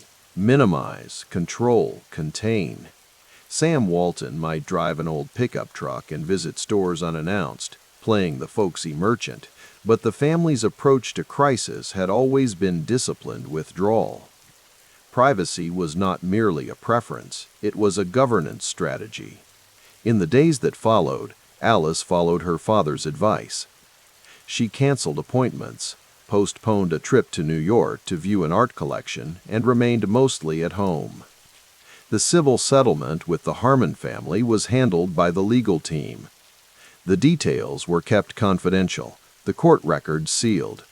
Life in Fayetteville continued. But something had changed. When Alice ventured out to a restaurant 2 weeks later, she felt the stares, heard the conversations that stopped when she approached. At church, people were polite but distant. The accident had drawn a line through her life before and after. On a crisp November afternoon, Alice drove to the Crystal Lake Gallery, a small art space that had become a refuge over the past year. Marcus Finley, the owner, greeted her with a warm handshake and no mention of recent events. "I've set aside that Winslow Homer print you inquired about," he said, leading her to a private viewing room. "And there's a new Edward Hopper study I think you'll appreciate." The Hopper was a small oil sketch, a preparatory work for a larger painting. It depicted a solitary woman looking out a window at night, her face half illuminated by lamplight, half hidden in shadow. "It's perfect," Alice said quietly. "I thought you'd connect with it," Marcus replied. Hopper understood solitude wasn't the same as loneliness.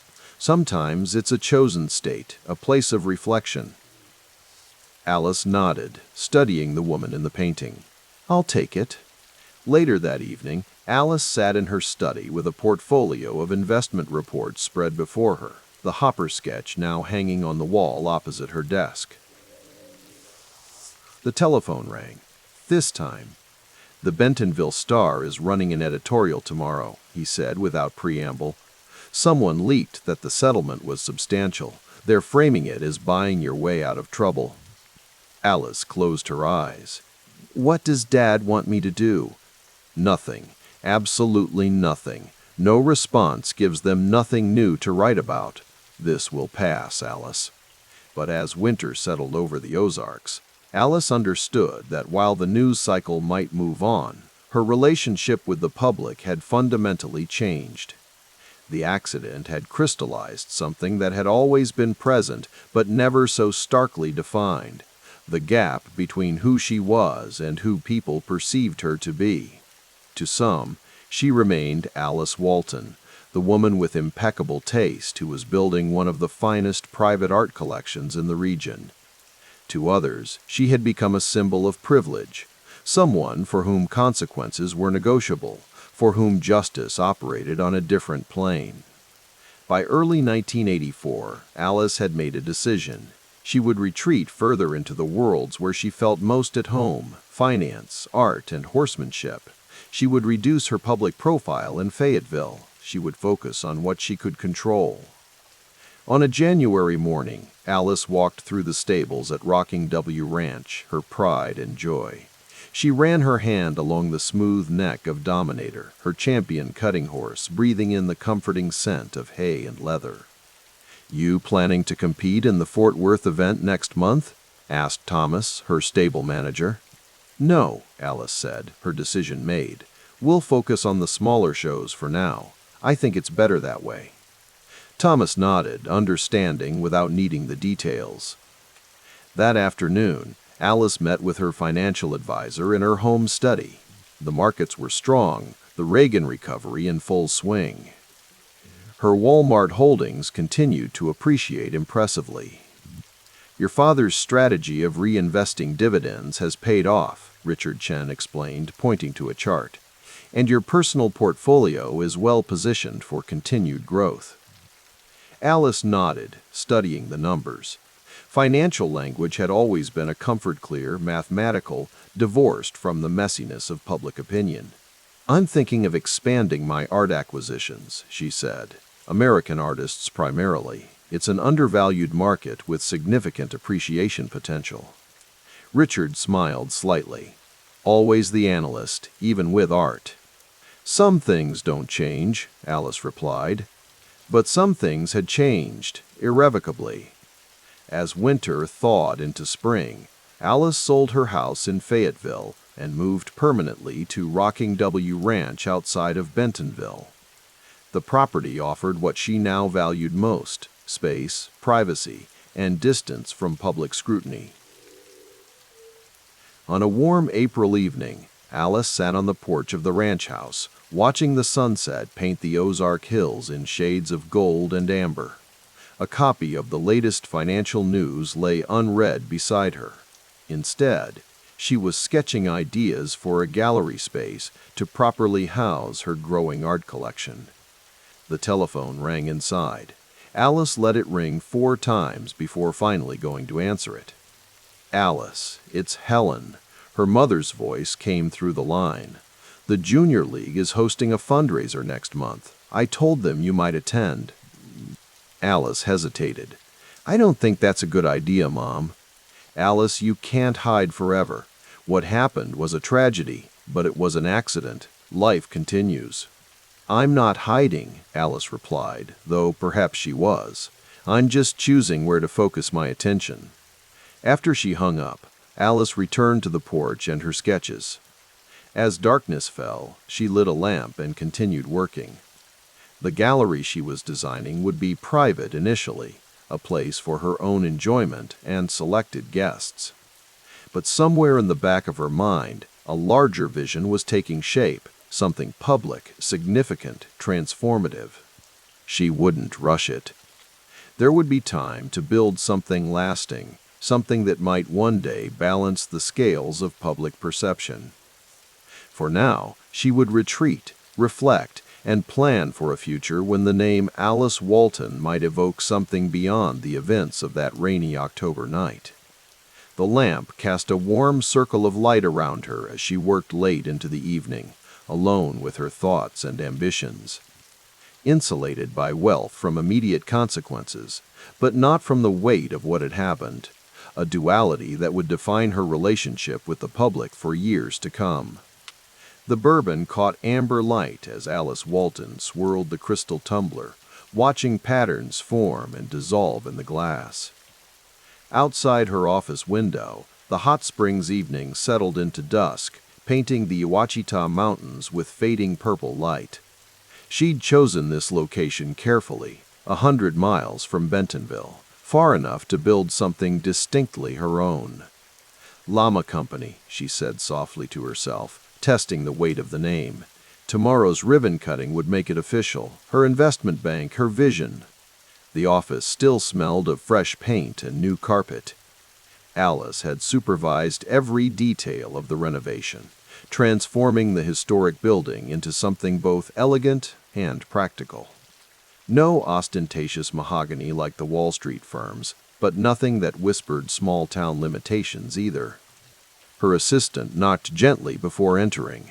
"The press release is ready for your approval, Ms. Walton," she said, placing a typed document on the polished desk. "And Mr. Thornton called to confirm his attendance tomorrow." Alice nodded. "Thank you, Diane." She glanced at the press release, marking minor changes with her pen. The language needed to be precise, professional, but not boastful. When Diane left, Alice walked to the window. Hot Springs had faded from its heyday as a playground for the wealthy and notorious, but she appreciated its understated charm, its distance from financial centers. This wasn't where investment banks were supposed to flourish, but that was precisely the point. She would create success on her terms, in her place. Her reflection looked back at her 40 years old next year, her blonde hair cut in a practical bob, the tailored suit projecting the confidence expected of an investment banker. Behind the reflection, framed certificates and her economics degree from Trinity University adorned the wall. The phone rang, breaking her reverie. "Alice Walton," she answered. "You picked a hell of a time to start an investment bank," came her brother Jim's voice, a smile evident in his tone. "Is there ever a good time?" she countered. "After Black Monday, the market's still jumpy." which means opportunities for those with capital and nerve, she said. Besides, when has a Walton ever been afraid of a little market volatility? Jim chuckled. Fair point. Dad's proud, you know, even if he's not saying it directly. Alice felt a flicker of warmth at the thought. Sam Walton wasn't one for effusive praise, but his quiet approval meant something. How's his health? She asked. Good days and bad, Jim said after a pause. But he's still driving those buyers crazy, inspecting stores like a drill sergeant. After hanging up, Alice returned to the window. Her father had built an empire from a single store. Her brothers were expanding that empire. And she was forging her own path, even as Walmart stock quietly multiplied her wealth in the background. The Llama Company launch reception hummed with energy. Alice moved through the crowd with practiced ease, shaking hands with local dignitaries, potential clients, and the curious who'd come to see what a Walton would do next. Ms. Walton, what made you choose Hot Springs for an investment bank? Asked a reporter from the Arkansas Democrat-Gazette, notepad ready. The South has financial needs just as sophisticated as Wall Street's, she replied smoothly, but with better hospitality and fewer pretensions. This earned appreciative chuckles from those nearby. Later, champagne in hand, she found a quiet moment with Hillary Rodham Clinton, the governor's wife and a force in her own right. Brave move, Hillary said. Investment banking isn't exactly welcoming to women principals. Alice smiled slightly. I've noticed. What's your strategy? Relationships. Capital deployment in overlooked markets. Filling gaps the New York houses don't bother with, Alice said. And having enough personal capital that I don't need to prove anything to anyone. Hillary nodded. Must be nice. It's a tool, Alice responded, like any other. As the reception wound down, Alice felt a curious mixture of elation and uncertainty. Llama Company represented something she'd long sought, legitimacy in the financial world based on skill, not surname.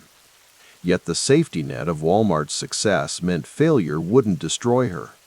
This was freedom and burden both.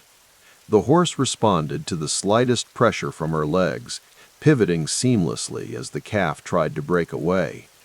Alice maintained perfect position, her body moving in fluid harmony with the animal beneath her. For these precious minutes, nothing existed beyond the dance between horse, rider, and cattle. The cutting horse competition arena in Fort Worth fell away. No audience, no judges, no scoreboards, just the pure communication between herself and her champion quarter horse, the animal understanding her intentions before she fully formed them. When the buzzer sounded, Alice guided her mount to center ring, acknowledging the applause with a slight nod. The announcer's voice carried across the arena. Ladies and gentlemen, an outstanding performance from Alice Walton of Texas on Royal Blue Boone. Later, in the stables, Alice cooled down her horse personally, brushing the gleaming coat while speaking softly to the animal. Ms. Walton? A stable hand approached cautiously. Phone call for you in the office. Alice nodded, handing over the brush. Keep him walking for another 10 minutes. In the cramped stable office, she picked up the receiver. This is Walton. Alice, it's Greg. Her chief financial officer at Llama Company sounded tense. We lost the Wilson deal. They went with Stevens Inc. Alice closed her eyes briefly. The municipal bond underwriting would have been a significant win for Llama's first year. What was their reason, she asked, keeping her voice level. They cited Stevens's longer track record, but honestly, I think they were uncomfortable with our approach. Too aggressive. Too different, Greg clarified. The old boys' network is still strong in municipal finance. Alice considered this. Then we need to demonstrate that different can be better.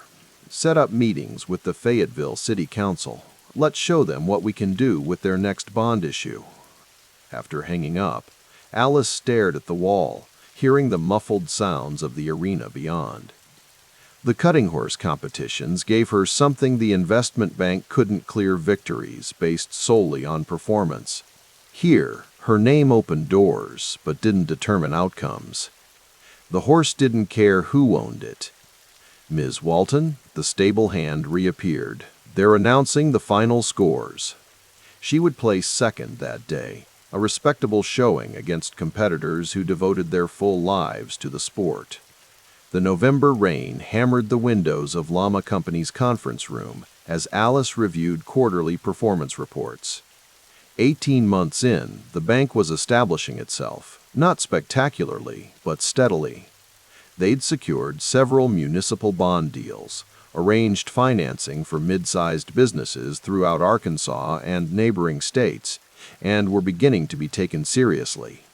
Her direct line rang. "Alice, it's Tom Wilson." Her operations manager rarely called directly unless something required immediate attention. "What's happened?" "It's about the Parkside development deal. The financing structure we recommended. Simmons Bank just undercut our terms by 2 full points." Alice felt a flash of frustration. The commercial development would have been Llama's largest deal to date. "How?" she asked sharply. "They're taking a loss leader position. Word is they want to keep us from establishing a foothold in commercial real estate finance." Alice tapped her pen against the desk. "They see us as a threat." "Yes, but we can't compete at those rates and remain solvent." "No," she agreed, "but we can be smarter. Call Parkside's CFO. Tell him we'll match Simmons's rate on the first phase if they commit to phases 2 and 3 with us at our original terms." She hung up and walked to the window, watching rain streak the glass. The investment banking world was revealing itself as more clubby, more resistant to outsiders than she'd anticipated. Her wealth opened doors, but being a Walton woman in finance still meant fighting for legitimacy. The intercom buzzed. "Your brother Rob is here," her assistant announced. Rob entered, shaking raindrops from his coat. Unlike Jim, who radiated corporate polish, Rob had the straightforward manner of someone more comfortable in distribution centers than boardrooms. "Stopped by on my way to the new supercenter site," he explained. "How's the banking business?" Alice gestured to the chair across from her desk. "Competitive. Educational." Rob nodded, settling his tall frame into the chair. "Dad's been asking about you, says you don't call enough." "I'll head up to Bentonville this weekend," she promised. "Good. He's having more bad days lately." Rob paused. "The company's changing too. International expansion is ramping up. Board thinks we'll double revenue again in the next 5 years." Alice absorbed this. While she built Llama Company deal by deal, Walmart's growth continued its relentless trajectory, compounding her wealth far faster than any investment bank could. "How's the horse competition circuit?" Rob asked, changing subjects. "Going to nationals again next month," she said, allowing herself a small smile. "The family's proud of you, Alice," Rob said, his sincerity evident. "You're making your own way." After he left, Alice returned to the window, watching the rain. Making her own way, yes, but always with the knowledge that failure had different consequences for her than for others in the finance world. Freedom and burden, opportunity and constraint. The Texas highway stretched before her, straight and hypnotic in the gathering darkness. Alice had stayed too long at the post-competition celebration, flush with victory after her horse took top honors. Now she was racing to reach Dallas before midnight, where her pilot waited to fly her back to Arkansas for an early morning meeting. Her headlights caught the flashing lights in her rearview mirror. Alice cursed softly, easing onto the shoulder. The state trooper approached cautiously, flashlight beam sweeping the interior of her Mercedes before settling on her face. "License and registration, ma'am." Alice complied, movements deliberate and controlled despite the wine at dinner. "Do you know why I pulled you over tonight, Ms. Walton?" "I may have been exceeding the speed limit, officer." The flashlight beam moved across her face again. "Have you been drinking this evening?" A moment's hesitation. "I had wine with dinner several hours ago." "I'm going to need you to step out of the vehicle." The next hour unfolded with clinical precision field sobriety tests conducted on the shoulder, the officer's increasingly stern demeanor, the handcuffs, the processing at the local station. Alice maintained her composure, speaking only when necessary, providing the information required to contact her attorney. By dawn, she sat in a spare office at the station, her attorney beside her as the charges were explained. The blood alcohol level was borderline, the attorney noted. The case could be fought. "Ms. Walton has no prior convictions," he emphasized. "She's a prominent businesswoman with substantial community ties." The prosecutor nodded, making notes. "We'll take that into consideration." Later, as they walked to her attorney's car, the morning sun harsh after the fluorescent lights of the station, he spoke quietly. "This can be handled, Alice. First-time DUI charges like this, with your resources, your standing, the system has flexibility." Alice looked at him sharply. "You mean with my name and my money?" He didn't disagree. The important thing is to move quickly and quietly, minimize publicity. In the following weeks, the machinery of privilege worked with invisible efficiency.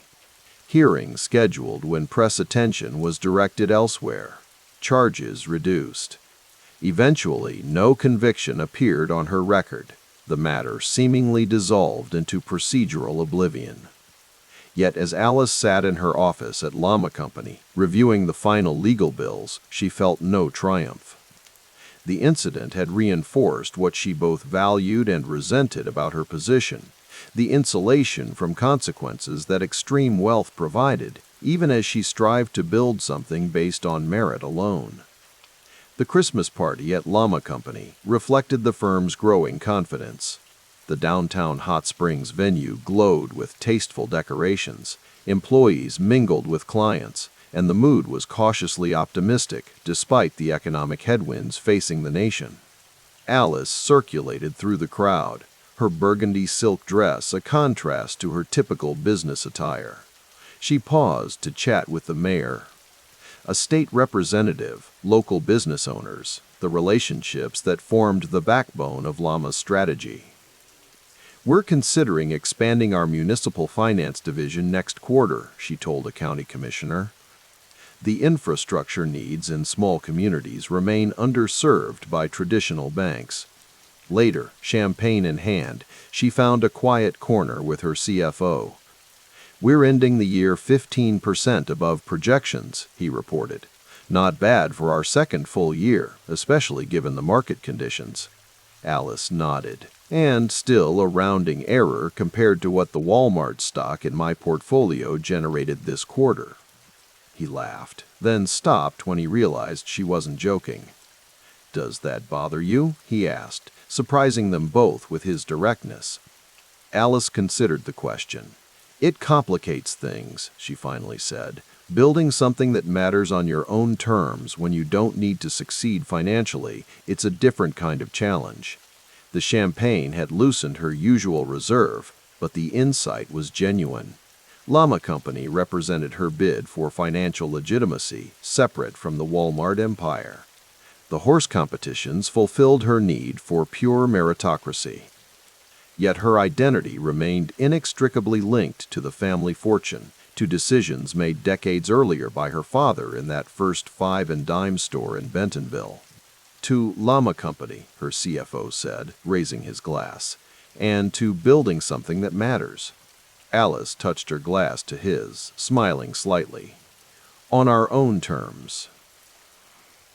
As midnight approached, Alice stood by the window, watching light snow begin to fall on the streets of Hot Springs. The year ahead would bring new challenges, new opportunities. Llama Company would continue its careful growth. She would return to the cutting horse circuit, seeking championships that money couldn't buy. And beneath it all, the quiet accumulation of wealth would continue. the Walmart juggernaut transforming American retail and, with it, the fortune of the woman who sought to be known for more than her inheritance. Freedom and burden. Opportunity and constraint. The paradox of being Alice Walton at the dawn of the 1990s, enormously privileged yet still striving to prove herself in arenas where her name opened doors but couldn't guarantee success. The snow fell harder now, covering the streets in pristine white. Tomorrow would bring fresh tracks, new beginnings. Alice finished her champagne and turned back to the party, ready to write the next chapter on her own terms.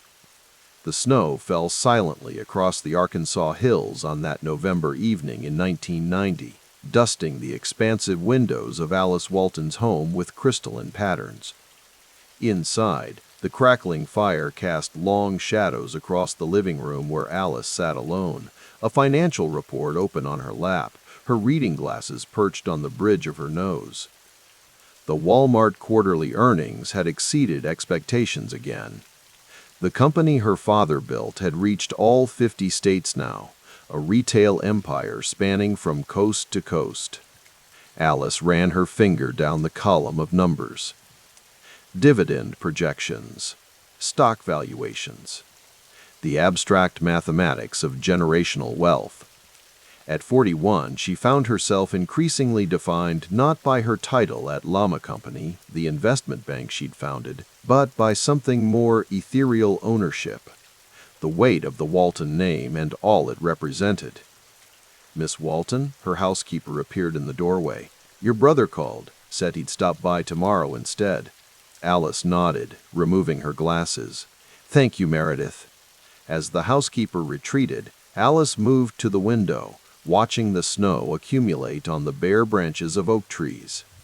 The Gulf War dominated the news these days. Operation Desert Shield, with its constant CNN coverage, felt distant from the quiet hills of Arkansas, yet the economic uncertainty it created rippled through markets everywhere. The phone rang again. She let it go to the answering machine, listening as her financial advisor's voice filled the room.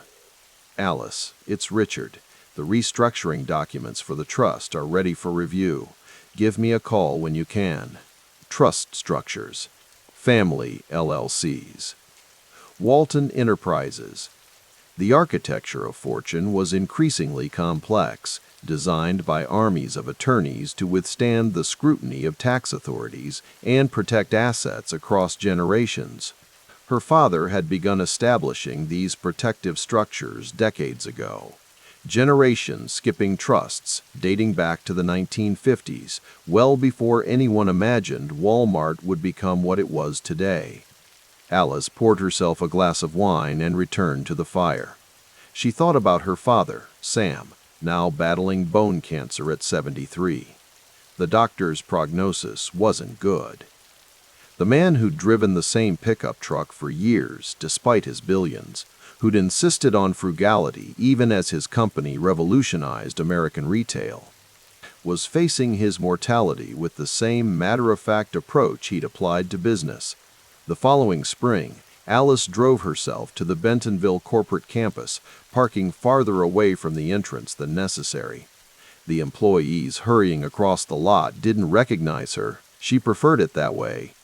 Inside, the headquarters hummed with the energy that had propelled Walmart's relentless expansion. She found her brother Jim in their father's office, sorting through papers. "They're asking for Dad again," Jim said without looking up. "Wall Street wants reassurance." Alice sat in one of the chairs across from the desk. "What did you tell them?" "The truth, that he's sick, but the company is healthy." Jim pushed a folder toward her. "These are the latest projections for the trust distributions. The lawyers want us to review them." The folder contained dozens of pages of legal and financial instruments, the mechanisms through which their inheritance would flow when the inevitable happened. Alice skimmed the document, noting the careful structuring that would minimize estate taxes while ensuring the Walton children retained control of the company through various holding entities. "It's strange," Alice said quietly. "Planning for after." Jim nodded, his expression somber. Dad built all this to last. These structures are just part of that vision. Outside the window, trucks moved through the distribution center with mechanical precision, loading merchandise bound for thousands of stores. The Walmart machine, designed by their father, now operated on its own momentum. "Have you thought about what comes next for you?" Jim asked. "After Llama?" Alice looked up sharply. "Llama's fine." "Alice," Jim's tone was gentle but firm, "we both know the investment bank isn't thriving. It's not what you really want anyway." She didn't answer immediately. Llama Company had been her attempt to build something outside her father's shadow, but the truth was, her wealth already exceeded anything she could create through traditional labor. The Walmart flywheel ownership, appreciation, dividends generated more capital than any job ever could. "I'm thinking about the collection," she finally said, "expanding it. American art primarily." Jim smiled. "That sounds like you." As they continued reviewing the documents, Alice felt the shift crystallizing. She wasn't an operator like her father or her brothers. Her role was becoming that of an allocator, deciding where capital should flow, what it should build, what legacy it might create. The Walton family gathered at Sam's ranch house in July 1991, a rare private moment amid the accelerating gravity of their public profile. The summer heat lay heavy across the Arkansas landscape, the cicadas pulsing their rhythmic drone from the surrounding woods. Sam Walton, frail now from his cancer treatments, sat in his favorite chair on the porch, a checkered blanket across his legs despite the heat. His wife Helen sat beside him, her hand resting gently on his arm. The 4 children, Rob, John, Jim, and Alice, occupied the remaining seats in a loose semicircle. "The trust structures are finalized," Sam said, his voice weaker, but his mind still sharp. "Helen and I have made sure you'll all be taken care of, though I expect you'll be wise with what comes your way." Alice watched her father, the man whose vision had transformed American retail, now reduced in physical strength but undiminished in presence.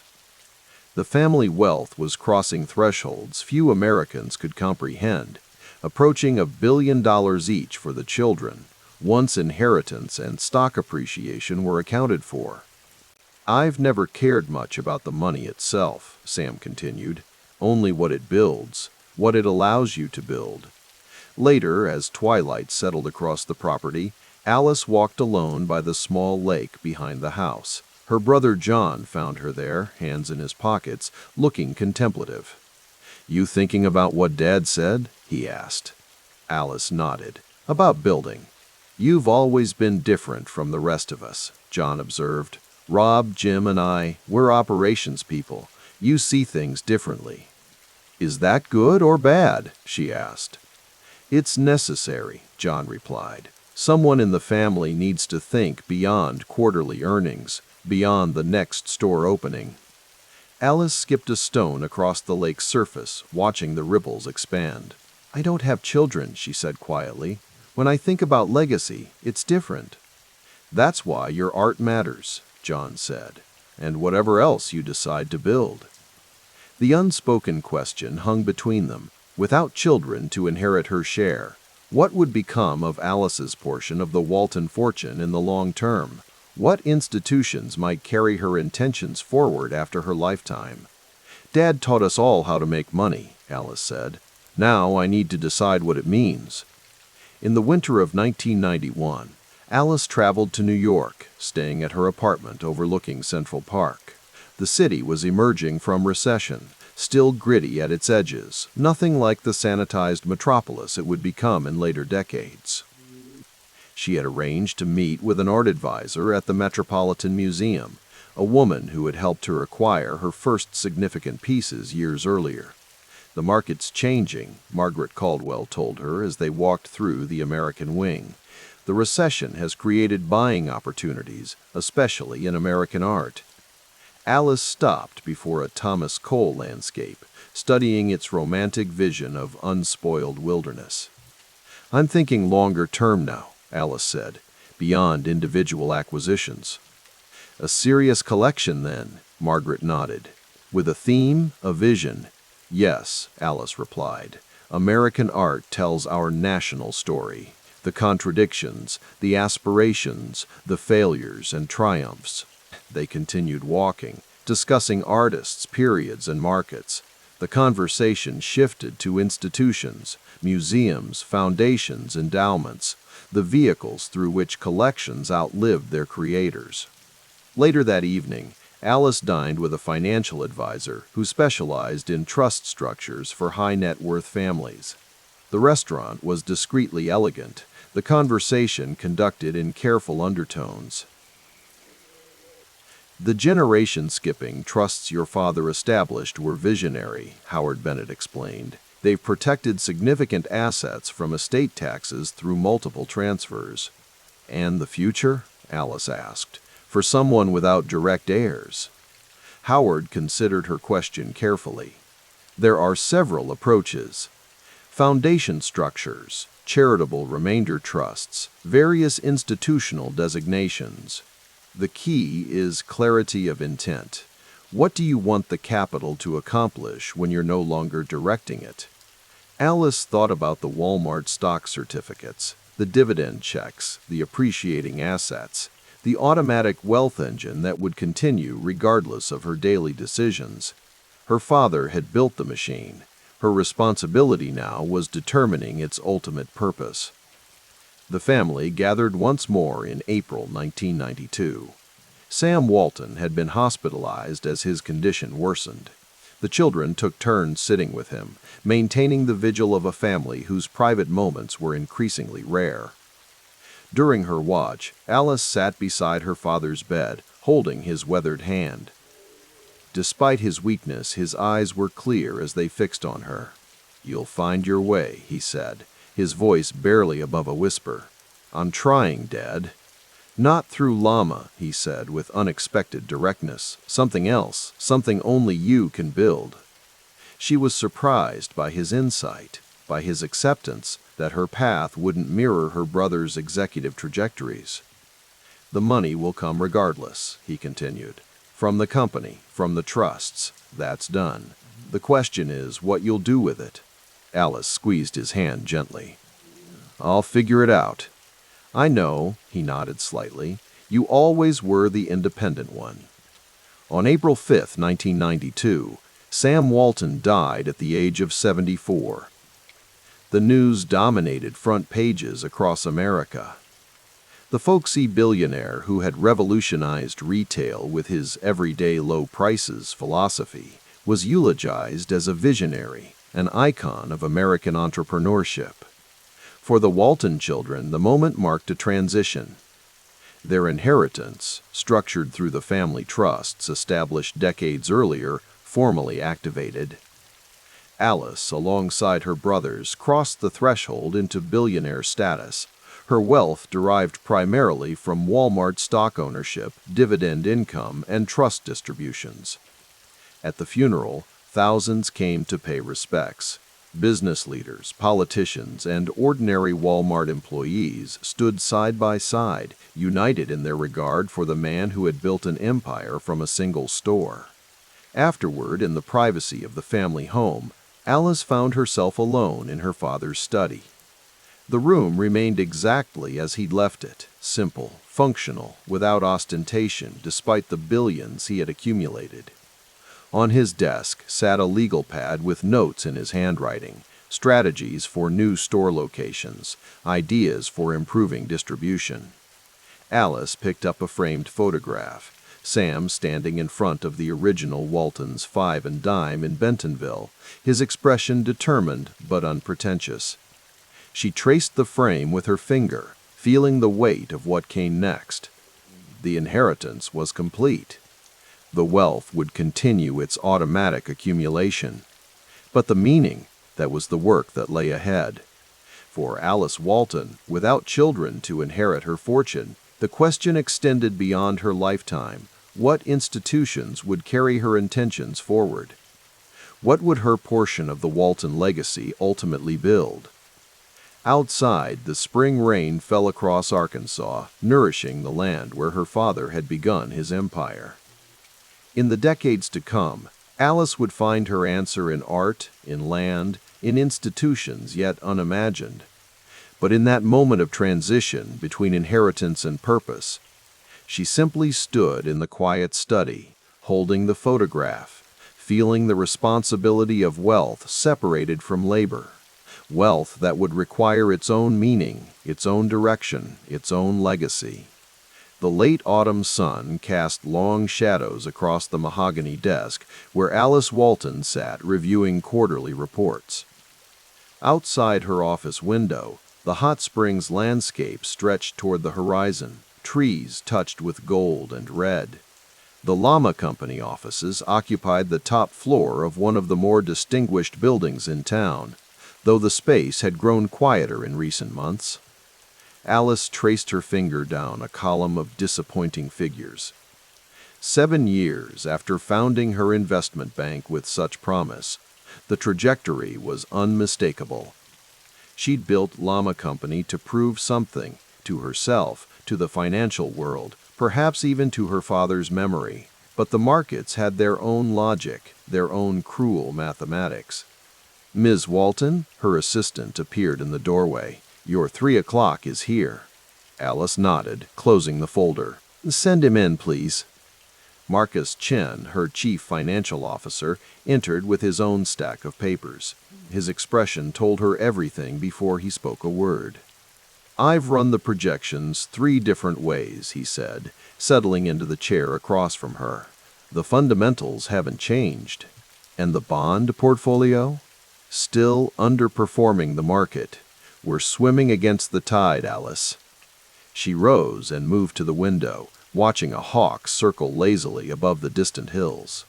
The mid-90s bull market was making legends of traders in New York and nascent tech companies in California, yet somehow Llama couldn't find its footing.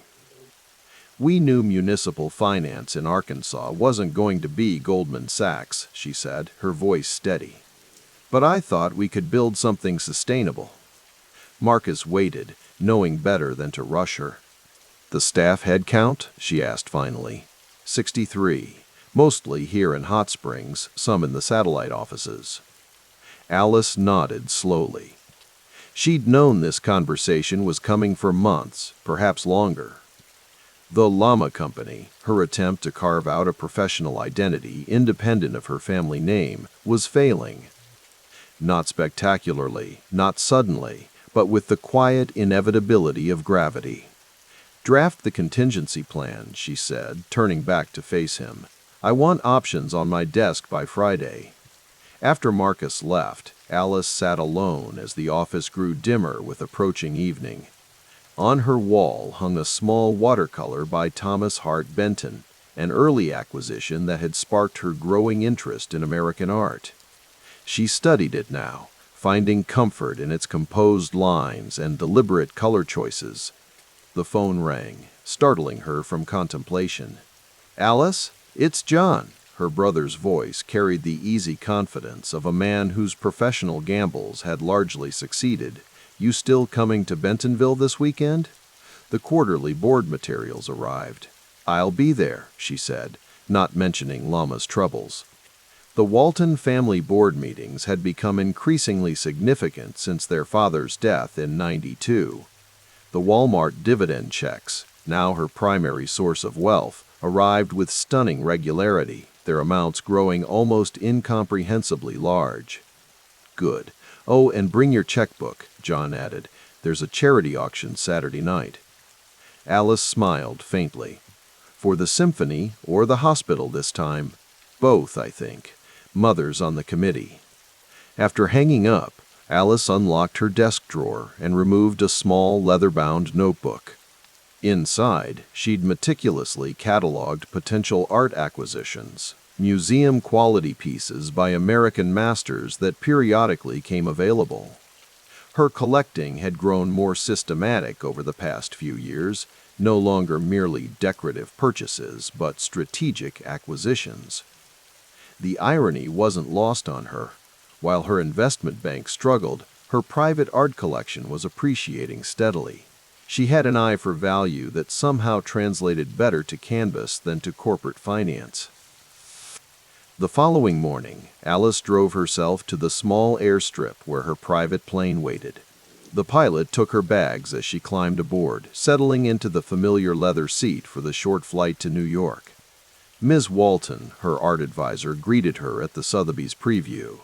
Diana Chen No, relation to her CFO, was a former museum curator who now guided Alice through the increasingly complex world of high-end art acquisition.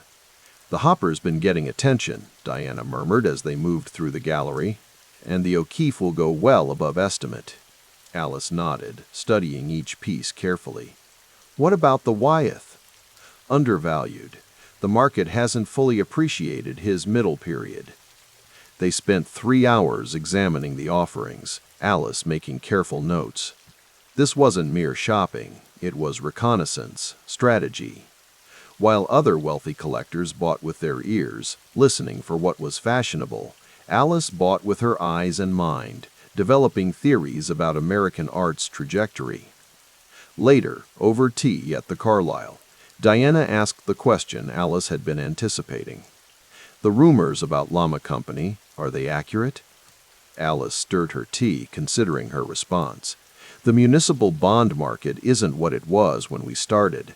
The fundamentals have shifted." Diana nodded, understanding the oblique confirmation. "Will you return to finance elsewhere?" "I'm considering my options." The truth was more complicated. For weeks, Alice had been wrestling with a profound question of identity. Was she an investor who collected art, or a collector who had tried investing? The distinction felt suddenly crucial. That evening, alone in her hotel suite, Alice spread financial statements across the bed. Lama Company's declining revenues contrasted sharply with her personal balance sheet. The quarterly Walmart dividend alone would cover Lama's operational losses for years, should she choose to subsidize it. But throwing good money after bad wasn't the Walton way. Her father had built an empire on ruthless efficiency, not sentimentality. She reached for the phone and called her brother Rob. "Be honest with me," she said after they'd exchanged pleasantries. "Was Lama ever going to work?" A pause. "Define work." "Build something lasting, something significant." "Alice," he said gently, "you don't need to build anything. The building's been done. We're the stewards now." She bristled slightly at his tone. "That's not what I'm asking." "I know." Another pause. "Look, investment banking is relationship-driven. New York has centuries of entrenched networks. The Walton name opens retail doors, but not necessarily finance doors, not in the same way." The truth stung, even coming from family. Perhaps especially from family. "What would Dad say?" she asked, surprising herself with the question. Rob chuckled. "He'd say, cut your losses and find something where your advantages matter." After hanging up, Alice stood at the window overlooking Madison Avenue. Below, yellow cabs jockeyed for position, their headlights blurring in the light rain. New York, in 1996, vibrant, confident, accelerating toward the millennium with technological optimism and stock market exuberance. She thought about her growing art collection, the watercolors and oils carefully stored in climate-controlled rooms, the catalogs she studied late into the night, the conversations with curators and historians that increasingly occupied her mind. Perhaps Rob was right. Perhaps her advantage lay elsewhere. The Hot Springs office had a funereal atmosphere the day Alice announced the downsizing. She'd gathered the staff in the conference room, standing before them with practiced composure. "The municipal finance sector has changed fundamentally since we launched Lama," she explained, her voice steady. "While I'm proud of what we've built together, market realities require us to significantly restructure our operations." The corporate euphemism didn't disguise the truth. Most of those present would be receiving severance packages. Only a skeleton crew would remain to manage the wind down of existing positions. Marcus distributed envelopes as Alice continued, outlining the transition plan. She'd ensured the packages were generous. 6 months salary minimum, extended health benefits, outplacement services. Small comfort to those losing their positions, but the best she could offer. Afterward, in her office, Alice sat with Marcus reviewing the particulars.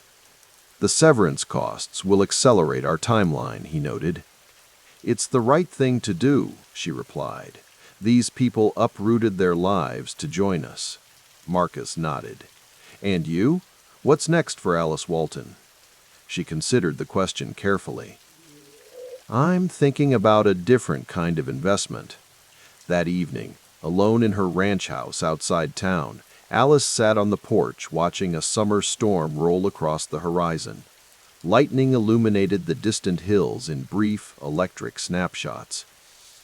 The failure of Llama Company represented her most significant professional setback.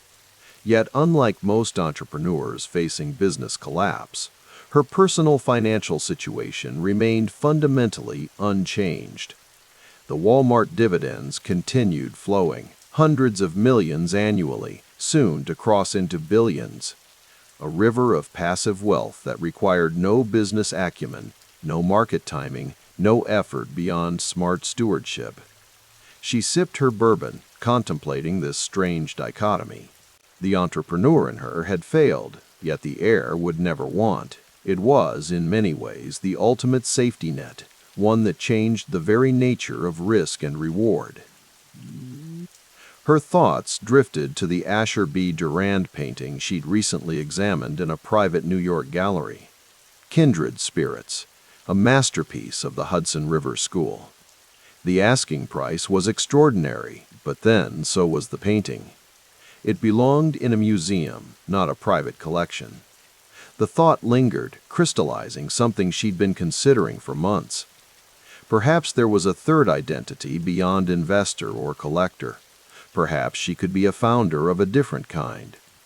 Ms. Walton, Mr. Morrison is on line 1. Alice took the call in her temporary office. The Llama Company wind down was proceeding methodically, the hot spring space now half empty as portfolios were liquidated and positions closed. "James, good morning," she greeted the museum director.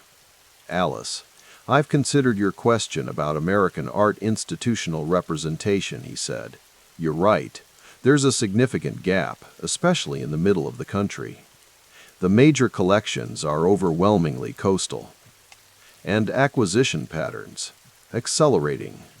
Important American works that would have sold for 6 figures 5 years ago are now crossing into millions.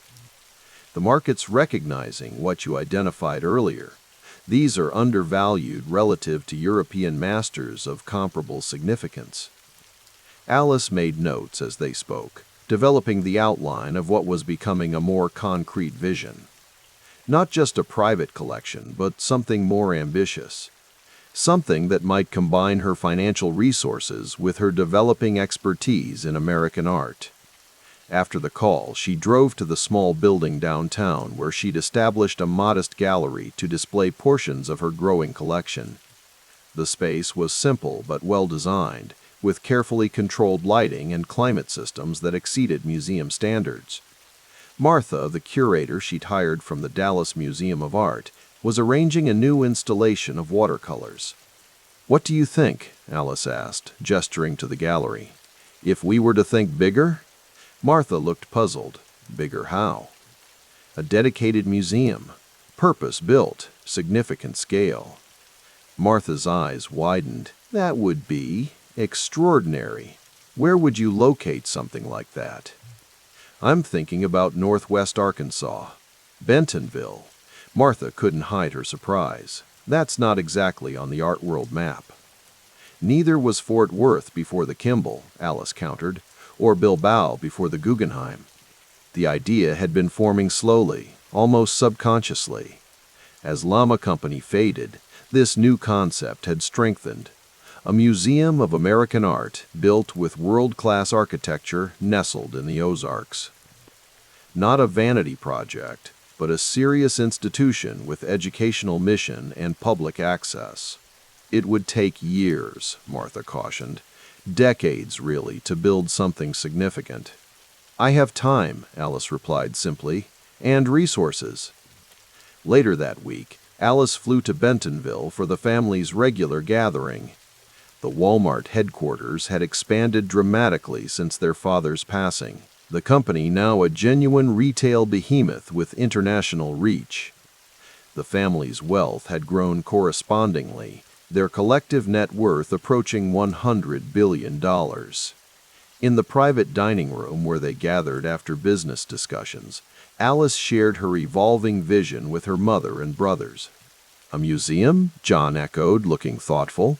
"In Bentonville? Why not?" Alice challenged. "Northwest Arkansas deserves cultural institutions commensurate with its growth, and my collection needs a permanent home." Helen, their mother, nodded slowly. "Your father would have liked that idea, bringing something world-class to the community." "It's not just housing the collection," Alice explained, warming to her subject. "It's about education, access. Most children in this region never see original art of museum quality. We could change that." Rob studied her with newfound respect. "This is what you want to build next, after Llama?" "Yes," she said simply. "I think it's where my advantages matter." The family discussion continued late into the evening, exploring practical considerations alongside philosophical ones. By the time they parted, Alice had their tacit blessing, though the details remained nebulous. In her childhood bedroom, now maintained as a guest room in her mother's home, Alice lay awake considering the road ahead. The Llama Company failure stung her pride, certainly. But failure with a safety net was a luxury few entrepreneurs experienced, the freedom to pivot completely rather than scramble desperately. She thought about the artists whose works she collected: Thomas Cole, Winslow Homer, Georgia O'Keeffe, Edward Hopper. Americans who had captured something essential about the national landscape and spirit. Their canvases spoke to her in ways corporate spreadsheets never had. Perhaps this was her true calling, not competing in the cutthroat world of finance, but creating something lasting in the realm of culture. A different kind of legacy, but no less significant. By late 1998, the last remnants of Llama Company had been formally dissolved. Alice had maintained a small office in Hot Springs, but her focus had shifted decisively toward her collection and the nascent museum concept. On a crisp November morning, she walked the undeveloped property outside Bentonville, where she envisioned her museum taking shape. The land sloped gently toward a ravine, mature trees creating natural rooms within the landscape. "Water features would work here," noted the landscape architect walking beside her. "The natural topography gives us opportunities for reflection pools, perhaps a small stream."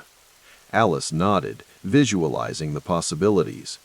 "I want it integrated with nature, not imposing on the land, but emerging from it." This property, acquired quietly through family channels, would become the canvas for her most ambitious project yet. Not a business competing in crowded markets, but a cultural institution without peer in the region.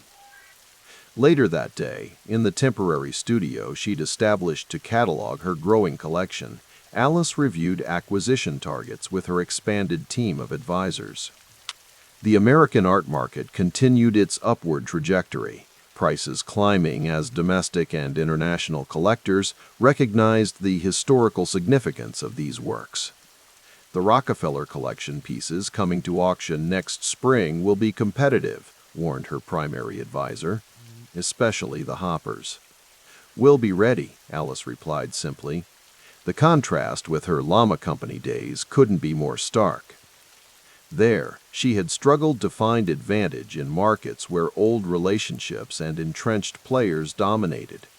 Here, her resources allowed her to act decisively, building a collection methodically and with clear purpose. That evening, at a small dinner with regional arts patrons, Alice was approached by the president of the University of Arkansas.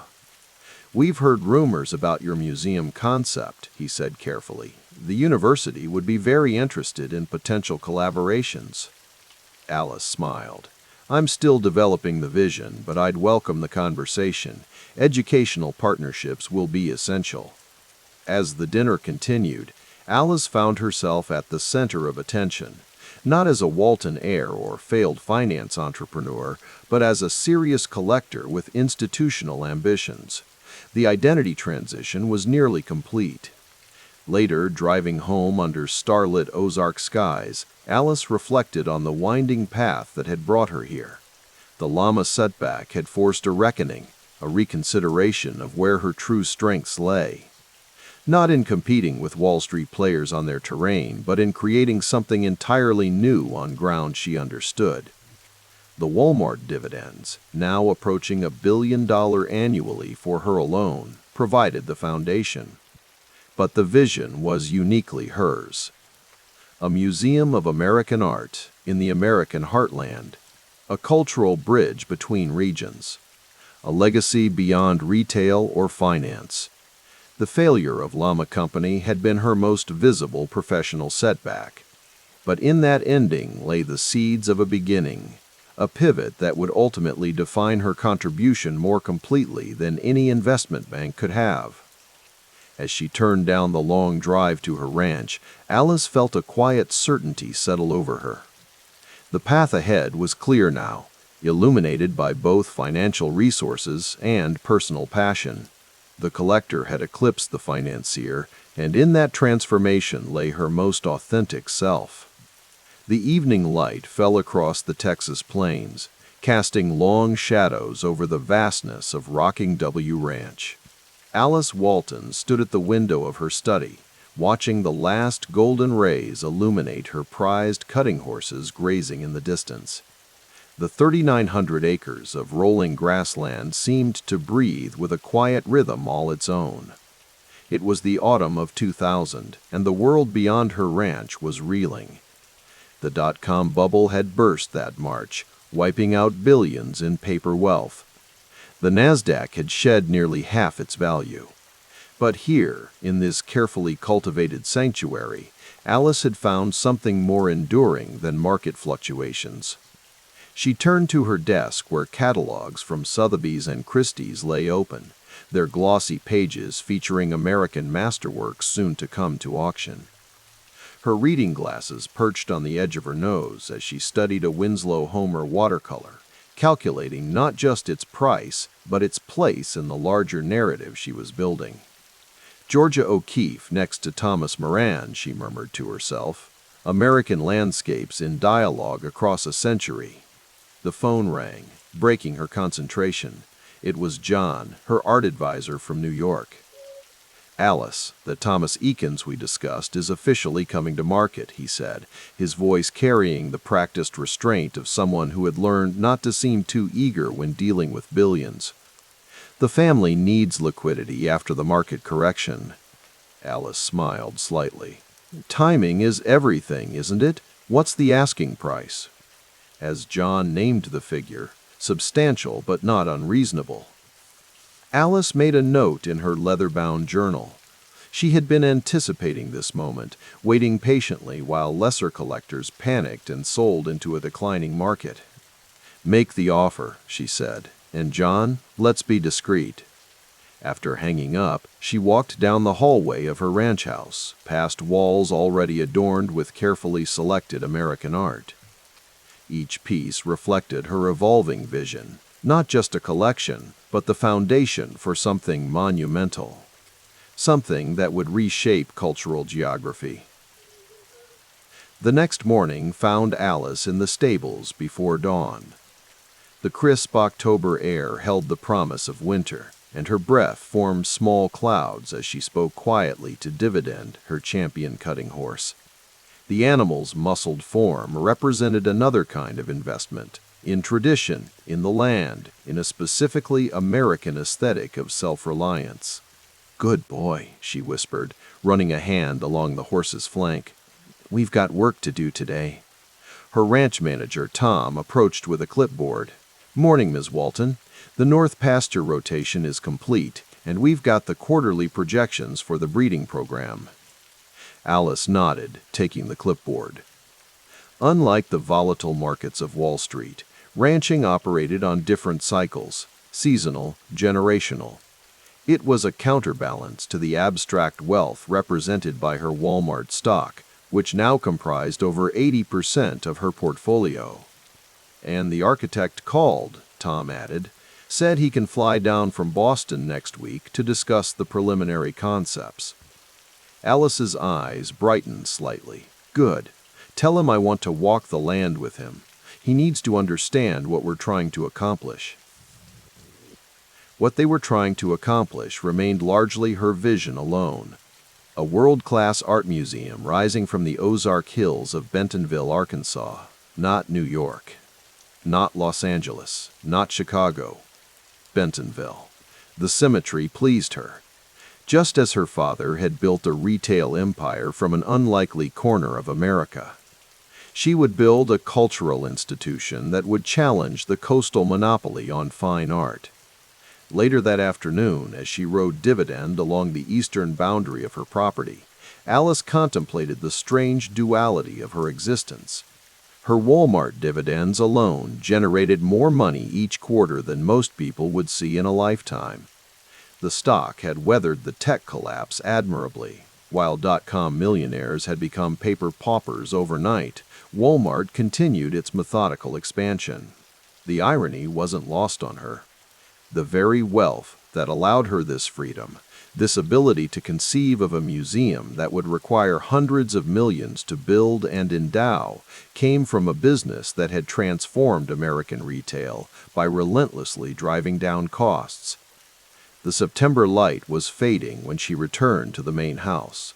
Her assistant had left a stack of financial reports on her desk: dividend statements, Walmart quarterly projections, ranch operations, and a detailed accounting of her art acquisitions over the past 18 months. Alice poured herself a glass of mineral water and settled into her leather chair. The figures told a story few outside her inner circle fully comprehended. While she maintained the appearance of a wealthy heiress with a passion for art and horses, she was methodically allocating resources toward a vision that wouldn't fully materialize for another decade. The phone rang again.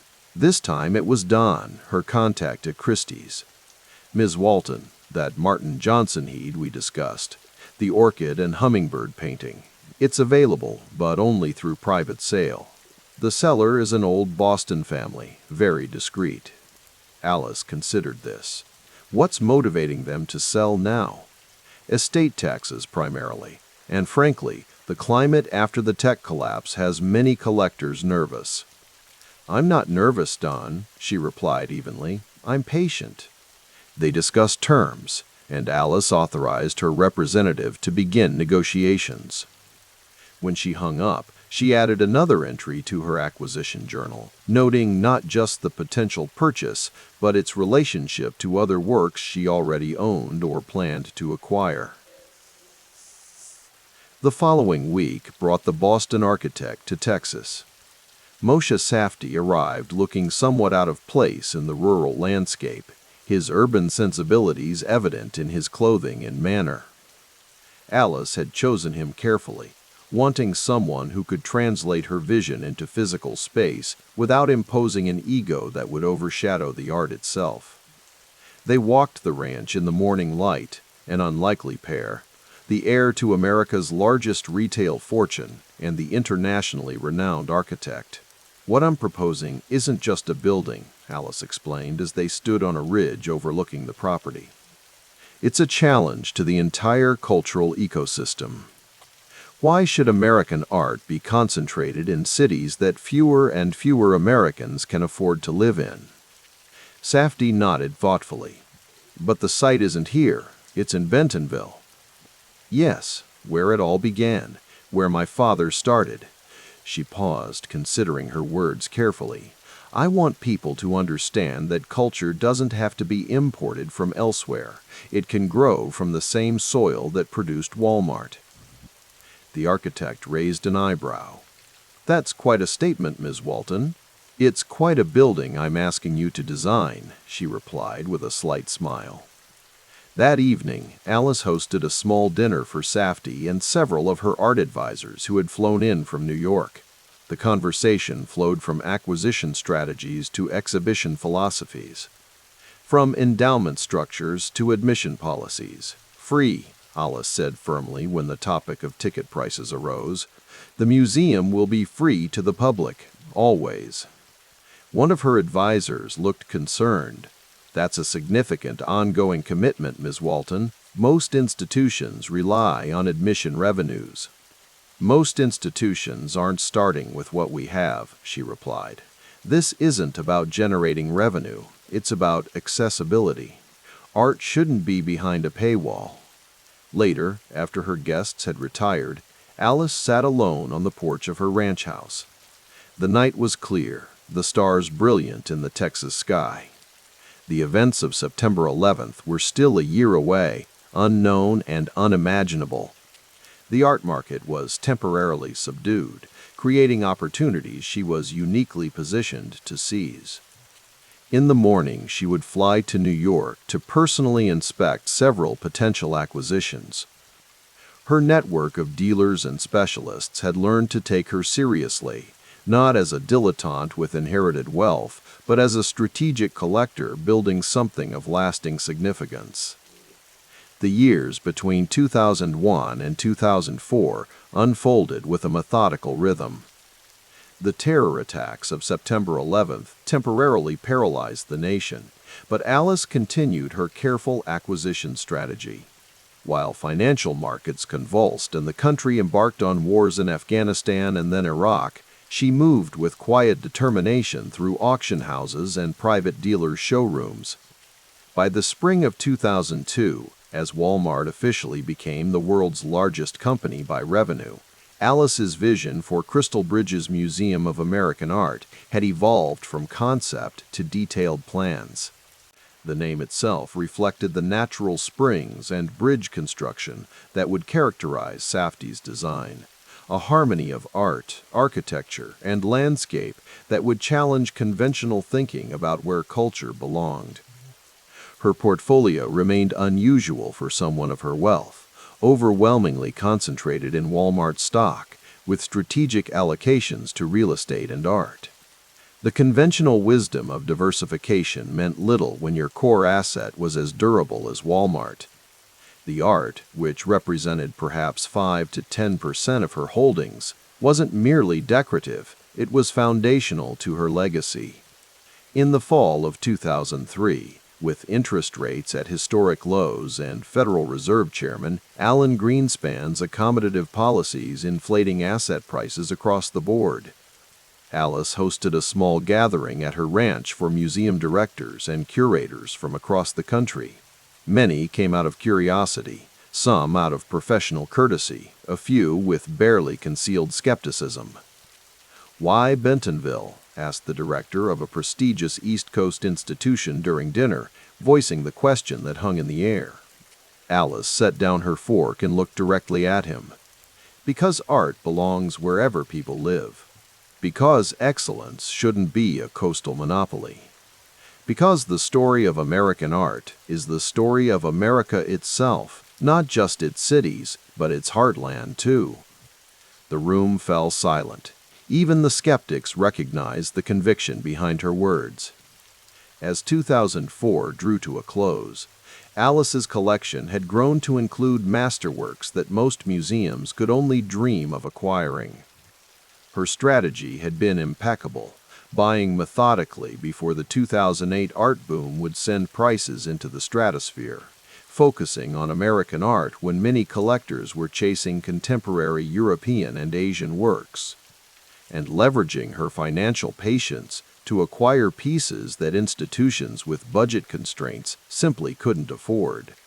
The question that increasingly occupied her thoughts was sustainability. How would the museum function after her lifetime? How much of her annual dividend income needed to be permanently allocated to ensure the institution's future? The mathematics were daunting, even for someone with her resources. One December evening, as a rare Texas snow fell outside her study windows, Alice reviewed the projected operating costs for Crystal Bridges. The endowment would need to be substantial, hundreds of millions at minimum, to maintain free admission and world-class programming in perpetuity. She made a note in her journal: endowment target, $500 million minimum. Annual operating costs covered by investment returns, not principal. The snow continued to fall, transforming the landscape outside into something both familiar and strange, much like what she hoped to accomplish in Bentonville. Taking American art from its traditional contexts and reimagining it in a setting that would challenge preconceptions about where culture lived and who it belonged to. The phone rang, breaking the silence. "Ms. Walton? It's David from Sotheby's, that Asher B. Durand landscape we discussed. Kindred Spirits, the New York Public Library, has officially decided to deaccession it." Alice felt a surge of anticipation. Durand's 1849 masterpiece depicting Thomas Cole and William Cullen Bryant in the Catskill Wilderness wasn't just any painting. It was an American cultural touchstone, a definition piece that would anchor any collection. "When will it come to market?" she asked, her voice betraying none of the excitement she felt. "Spring auction, 2005. But there's already considerable interest from the Metropolitan and the National Gallery." Alice smiled slightly. "I imagine there is. Keep me informed of developments, David." As she hung up, she gazed out at the snow-covered Texas landscape, so different from the verdant Catskills depicted in Durand's masterpiece. Yet both were quintessentially American vistas, part of a continental narrative that transcended regional boundaries. The acquisition of Kindred Spirits would wait for the coming year. For now, Alice Walton sat quietly in her study, surrounded by the art she had already collected, contemplating the museum that would one day house it. Outside, her horses sheltered in their stables as snow continued to fall on the Rocking W Ranch, a 3,900-acre testament to her conviction that wealth carried obligations beyond itself. In the soft lamplight, she opened her journal and wrote a single line: "American art for Americans, all of them." Beneath it, she added, "Free admission. Always." The Manhattan evening spilled across the streets. A November chill filtering through the skyscrapers as limousines lined up outside Sotheby's on York Avenue. Inside, the air hung heavy with wealth and ambition, a particular quality of stillness that emerges when significant sums are about to change hands. Alice Walton moved deliberately through the crowd, her manner understated but unmistakably confident. "Ms. Walton, so pleased you could join us this evening," murmured a senior auction executive, materializing at her elbow. Alice nodded, offering a measured smile. At 56, she carried herself with the quiet assurance of someone who had nothing left to prove to anyone. The auction catalog rested in her hand, but she hardly needed it. She had studied the pieces meticulously, particularly Lot 31, Asher Brown Durand's Kindred Spirits, an iconic 1849 landscape depicting poet William Cullen Bryant and painter Thomas Cole in the Catskills. "I've been looking forward to this evening for some time," she replied, her Arkansas accent softened but still present after decades of moving between financial centers and her beloved ranch. The artwork represented more than just an acquisition. It was a cornerstone for something vastly more ambitious. As the daughter of Sam Walton, founder of Walmart, Alice had access to resources that most collectors could only dream of. But tonight wasn't about flaunting wealth. It was about planting a flag for a vision that had been forming in her mind for years. When Lot 31 came up, the room tensed with anticipation. The painting had belonged to the New York Public Library for over a century. Its sale had already generated controversy, with metropolitan institutions assuming it would remain in Manhattan. The bidding began at $20 million. Alice's paddle rose and fell with practiced restraint. She had authorized her representative to go to $35 million if necessary, a figure that would have been unimaginable for American art just years before. The final hammer fell at precisely that number, a record price and a statement purchase. The New York Times art critic, seated 3 rows behind Alice, scribbled furiously in his notebook. This wasn't just a transaction, it was a power shift in the American cultural landscape. Arkansas had just outbid New York for one of the foundational images of American identity. Later that evening, in her hotel suite overlooking Central Park, Alice poured a glass of bourbon and gazed at the city lights. Her phone rang. It was her brother Rob. "I hear congratulations are in order," he said, his voice carrying the familiar Walton pragmatism. "The painting's extraordinary, Rob. Wait until you see it." "The board meeting's coming up next month," he continued, shifting to business. "You're prepared for the formal induction?" In 2005, Alice had agreed to join Walmart's board of directors, a governance role that acknowledged her place in the family enterprise without requiring executive day-to-day involvement. It was a careful balance she had crafted, proximity to the source of her wealth without being consumed by it. "Of course," she replied, "but you know my focus is elsewhere these days." "Crystal Bridges," Rob said. "It wasn't a question. It's coming together. The Durand is just the beginning." After they hung up, Alice walked to the window.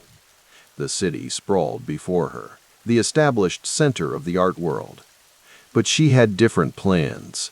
In Bentonville, Arkansas, she envisioned something transformative, a world-class museum nestled in the Ozarks, democratizing access to American art in the heartland. Spring 2006 brought Alice to the temporary offices she had established near the ravine where Crystal Bridges would eventually stand. Outside, bulldozers cleared land while architectural teams took measurements. The name Crystal Bridges referenced the crystal-clear springs that would flow beneath the buildings and the bridges that would connect the pavilions. Alice studied the architectural models spread across the conference table. Moshe Safdie, the renowned architect she had selected, stood beside her, his expression thoughtful as he traced a finger along one of the curved structures. "Most museums are built as fortresses or temples," Safdie observed, his voice carrying the measured cadence of someone who had spent decades thinking about how humans experience space. "What we're creating here is a dialogue with nature." Alice nodded, appreciating his understanding of her vision. She had deliberately rejected the standard glass box museum design that dominated contemporary architecture. Crystal Bridges would be something different, organic, integrated with the landscape, a place where art and nature would enhance each other. "The water element is crucial," she said, pointing to where the springs would flow beneath glass-floored galleries. "I want visitors to feel the connection between the artistic traditions we're preserving and the natural world that inspired them." Safdie smiled. "That's what makes this project unique. Most collectors want to impose their vision. You're allowing the environment to be an equal partner." Later that afternoon, Alice drove alone through Bentonville, the town where she had grown up, now transformed by Walmart's success into a corporate hub still surrounded by Ozark simplicity. She passed the original Walton's Five and Dime, now preserved as a museum documenting her father's retail revolution. The contradictions didn't escape her. Walmart had changed American retail forever, bringing low prices and convenience, but also controversy over labor practices and impacts on small-town businesses.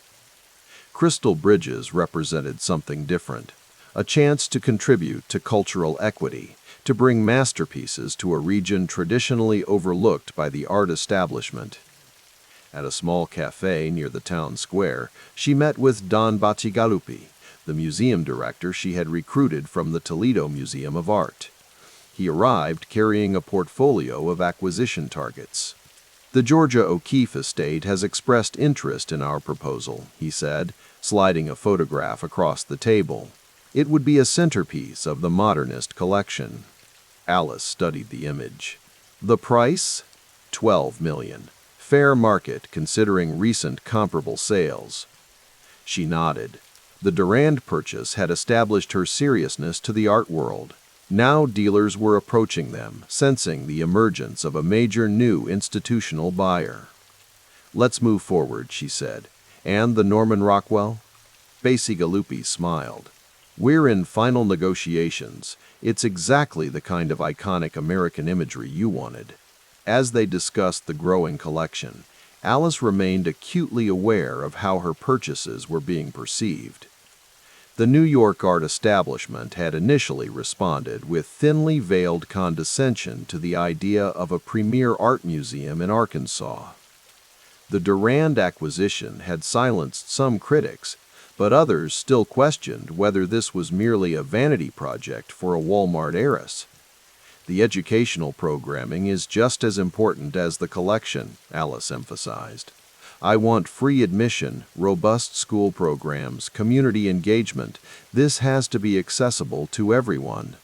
Bacigalupi nodded. "That's why I joined the project. This isn't just about hanging expensive paintings, it's about cultural democracy." July 2007 brought searing heat to northwest Arkansas, the kind that made the air shimmer above the asphalt. Construction on Crystal Bridges continued despite the temperature, with concrete being poured for the foundations of the museum's distinctive pavilions. In the early morning, Alice stood on the observation platform overlooking the construction site, a set of blueprints tucked under her arm. The project had evolved from concept to reality with remarkable speed, fueled by her determination and resources. The sound of an approaching vehicle drew her attention.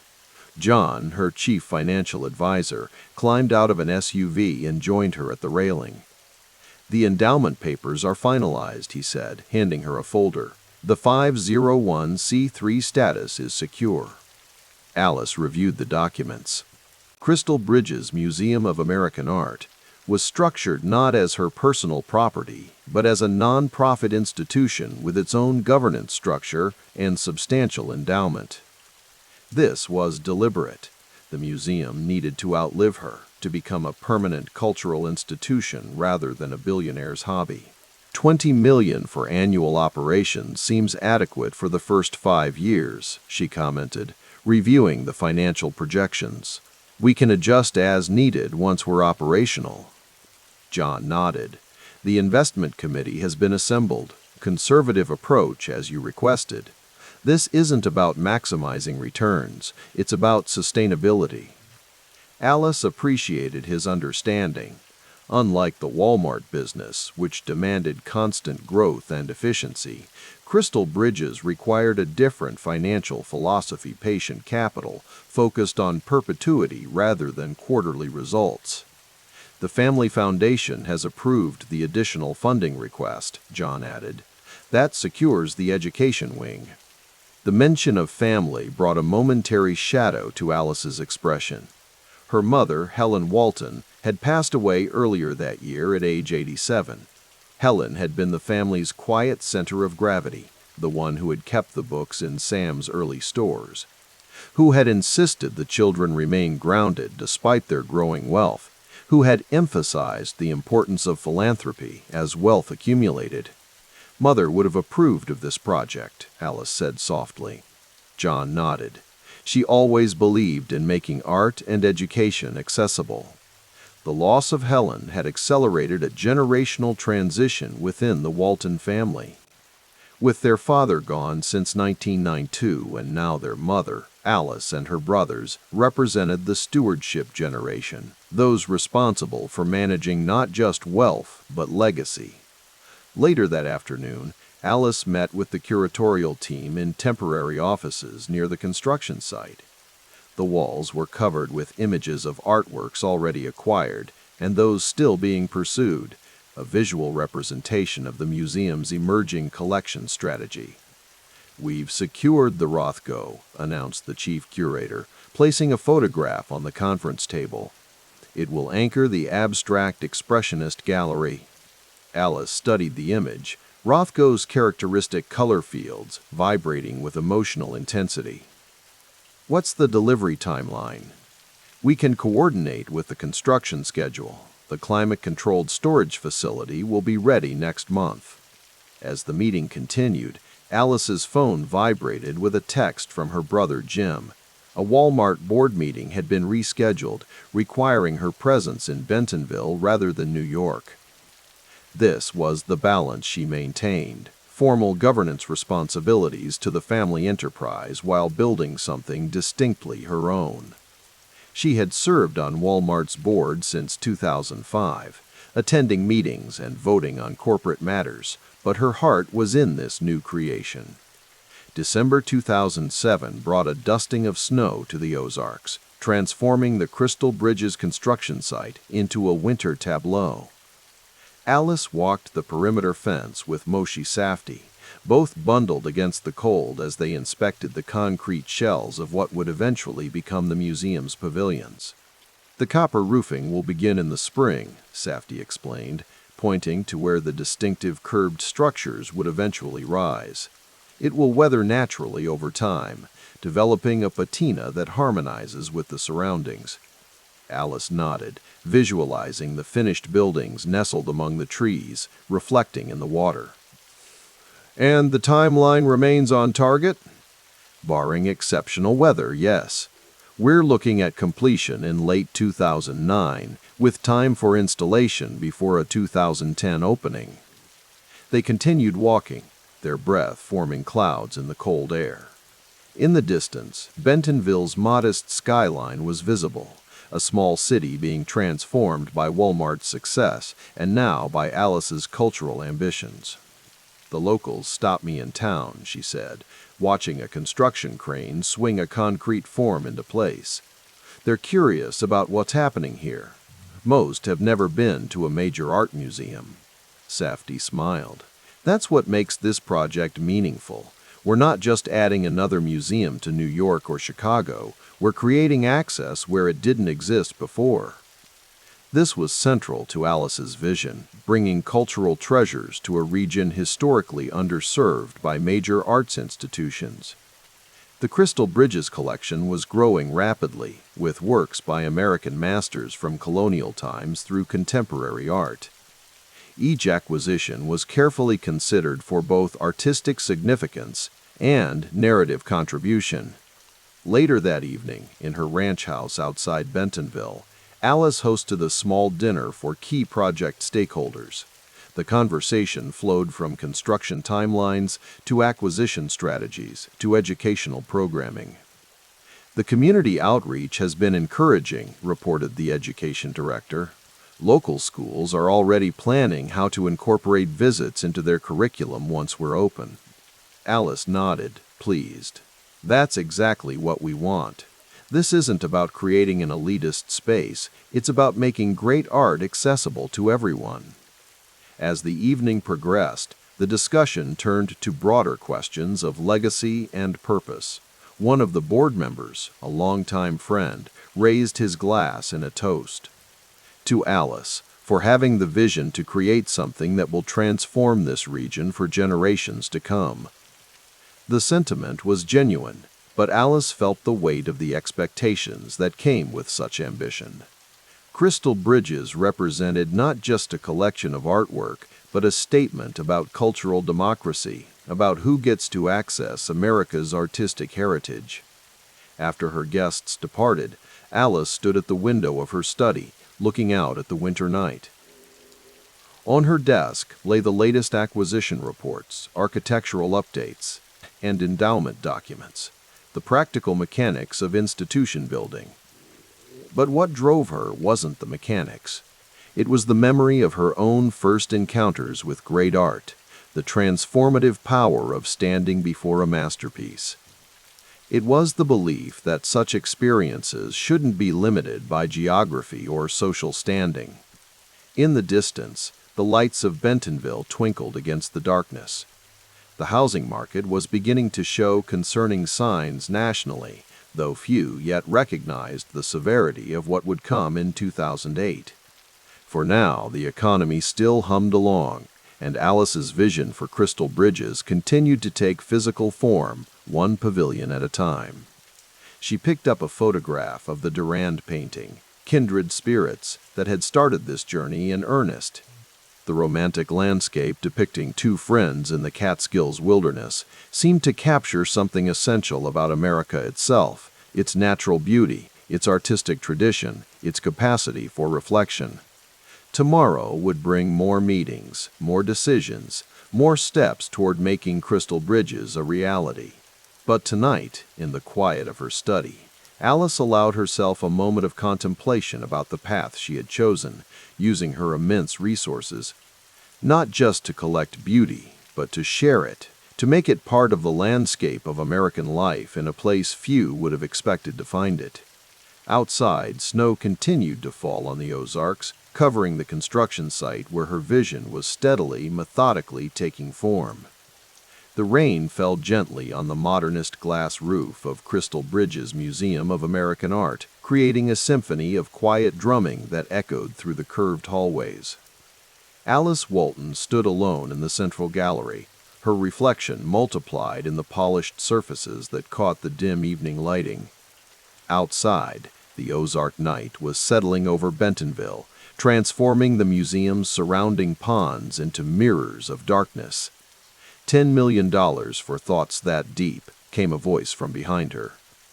Alice turned, a slight smile crossing her face. It was the museum director, approaching with two champagne flutes. "Just thinking about tomorrow," Alice replied, accepting the glass. "Opening day." The champagne sparkled in the low light, an expensive vintage, though not ostentatious. Nothing about Crystal Bridges was meant to flaunt wealth, despite the $1.2 billion that had gone into its creation. "Nervous?" the director asked. Alice contemplated the question. The year was 2011, and beyond these climate-controlled walls, America was still crawling out from the Great Recession. Occupy Wall Street protesters were camping in parks, chanting about the 99%. Her family's company, Walmart, had weathered the economic collapse better than most recessions had always been good for discount retail. Her own net worth had initially dipped, but recovered with astonishing speed, swelling past $20 billion, while millions of Americans had watched their modest savings evaporate. "Not nervous," she finally answered. "Curious. Will they come? Will they understand what we're trying to do here?" The "they" hung in the air. The public, the critics, the art world establishment that had initially scoffed at the idea of a world-class collection in Northwest Arkansas. Tomorrow would answer some questions and raise others. The November morning dawned clear and crisp as crowds began gathering outside Crystal Bridges' entrance. Alice had insisted on free admission. Art should be for everyone, not just people who can afford a ticket. It was a principle that would define the museum's operation, funded in perpetuity by a Walton Family Foundation endowment. From a private viewing area, Alice watched as visitors streamed in, their faces registering wonder as they encountered Asher B. Durand's Kindred Spirits and Thomas Cole landscapes, Andy Warhol's Coca-Cola, and Georgia O'Keeffe's Bold Flowers. The architecture itself, Moshe Safdie's brilliant integration of curved wooden beams, concrete, and glass pavilions floating on spring-fed ponds competed with the art for attention. "We're already past capacity predictions for the day," her assistant whispered, sliding a tablet with real-time attendance figures in front of her. Alice nodded, keeping her expression neutral despite the satisfaction she felt. The New York Times critic was somewhere in the crowd, as were journalists from the Wall Street Journal, the Washington Post, and dozens of other outlets. Their verdicts would come soon enough. Later that evening, in the quiet of her office, she scanned the first wave of reviews. The Times called it a cultural coup, while questioning whether the museum was an attempt to art-wash Walmart's reputation. The Journal focused on Bentonville's transformation from sleepy corporate headquarters town to emerging cultural destination. Both narratives contained threads of truth. Crystal Bridges was reshaping the cultural landscape, but it was also inseparable from the Walmart story and all its complexities. Ms. Walton, could you address the tax implications of the museum? Some critics suggest the structure provides significant tax advantages to your family. The Bloomberg reporter's question hung in the air during the press event in early 2013. The museum had been open for over a year, crushing attendance projections with nearly 600,000 visitors in its first 12 months. Alice maintained her composed smile. Crystal Bridges exists to make American art accessible to all Americans. Free admission is our commitment. It was her standard response. Redirect to the mission, emphasize public access. The financial architecture behind the museum was sophisticated, a combination of foundation grants, personal contributions, and careful tax planning. All legal, all standard practice for institutions of this scale, but increasingly under scrutiny in an era where wealth inequality had become a central political issue. After the reporters departed, Alice lingered in the museum's restaurant overlooking the water. A financial advisor joined her, setting down a folder embossed with Walton Enterprises, LLC, the family holding company that consolidated their control of Walmart. Together, the Walton family maintained approximately 50% voting power through a complex web of shares and trusts. The board presentation went well, he said quietly. The expansion plans are approved. Alice nodded, scanning the documents. Crystal Bridges was growing faster than anyone had predicted, and plans were already underway to acquire adjacent land, expand the collection, and build educational facilities. "And the other matter?" she asked, not looking up. "Resolved," he replied, understanding her reference to a recent traffic stop in Texas. There had been no arrest, the officer had noted no impairment, but the incident had reignited old narratives. Activists had cited it as evidence of two-tier justice, the idea that the ultra-wealthy played by different rules. After 2011, Alice rarely drove herself anywhere.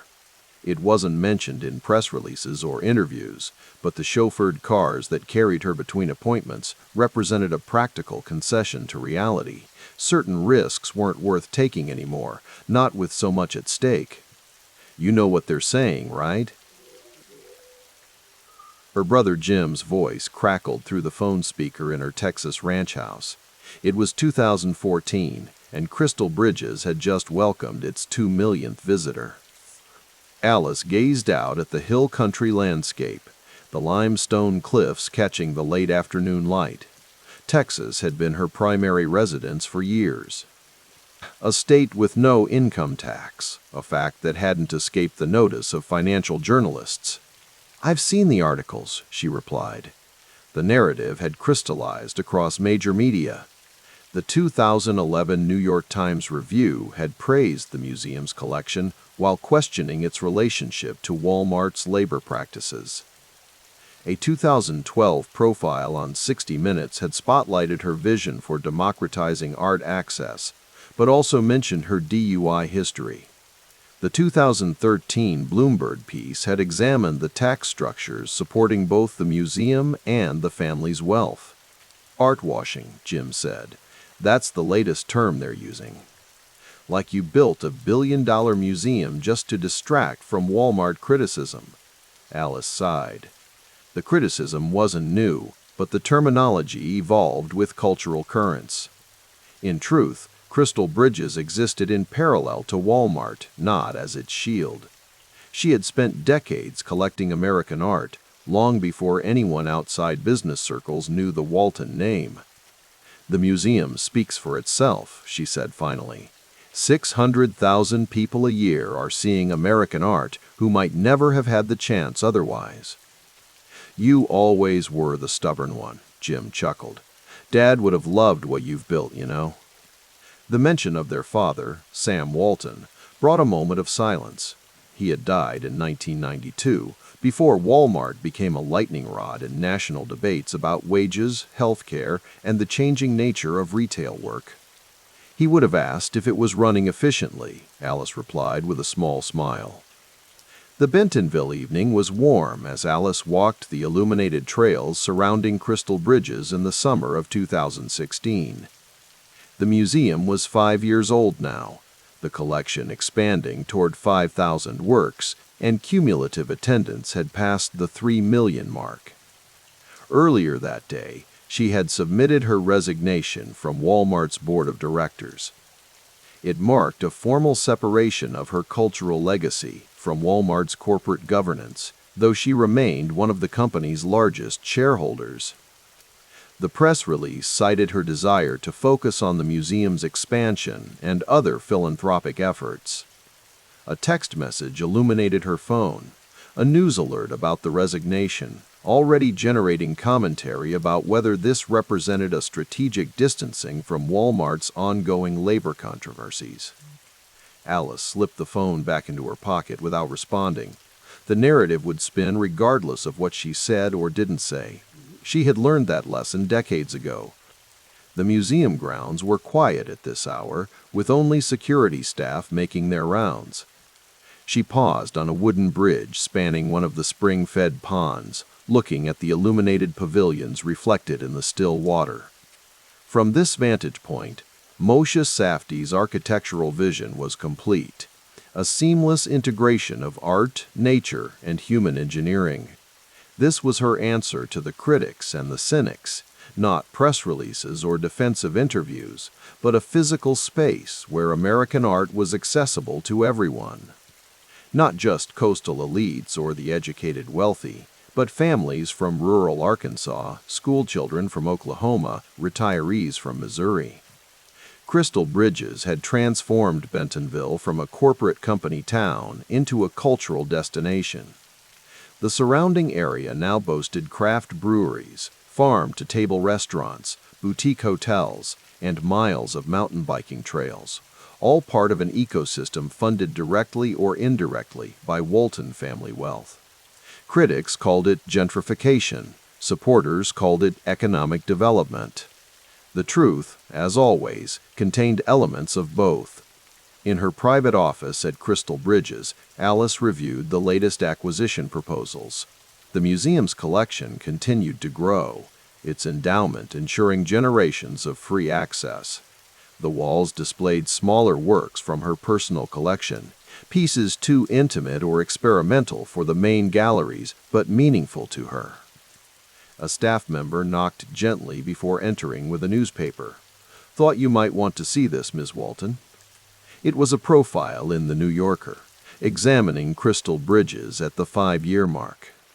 Alice scanned it quickly, noting the familiar contours, praise for the collection and architecture, questions about the Walmart connection, acknowledgement of the museum's democratizing mission, references to her past controversies. What caught her attention was a quote from a visitor, a retired school teacher from Little Rock. "I never thought I'd see paintings like this except in a book. I've been 4 times now, and I bring different grandchildren each time. They don't care about who paid for it or why. They just see beauty they wouldn't have seen otherwise." Alice set the article aside and turned to the window, where twilight was settling over the Ozarks. Outside, visitors were still moving through the galleries, encountering American art in a setting deliberately designed to feel accessible rather than intimidating. The criticism would continue about wealth concentration, about Walmart's labor practices, about the power dynamics inherent in cultural philanthropy. She understood its validity even as she maintained her distance from public debate. What mattered ultimately was not what critics wrote or what rumors circulated. What mattered was that on any given day, hundreds of people who might never have entered a museum were standing before Rothkos and Cassatt's and Rockwell's, encountering something transformative. The museum would outlast her, outlast the current controversies, outlast even the Walmart empire itself. It would evolve beyond her original vision, shaped by future directors, curators, and the public it served. As darkness settled over Bentonville, lights illuminated the museum's curved pathways. Inside, art that had once hung in the mansions of industrial barons and the penthouses of financial titans was visible to anyone who wished to see it, regardless of background or bank account. This was her legacy, complicated and contradictory, a billion-dollar temple to art built by discount retail wealth, free to all who entered, forever subject to questions about motives and means. Alice turned back to the acquisition proposals. Tomorrow would bring new art, new visitors, new criticism. The work continued, beyond headlines and narratives, in the quiet, persistent belief that art belonged to everyone.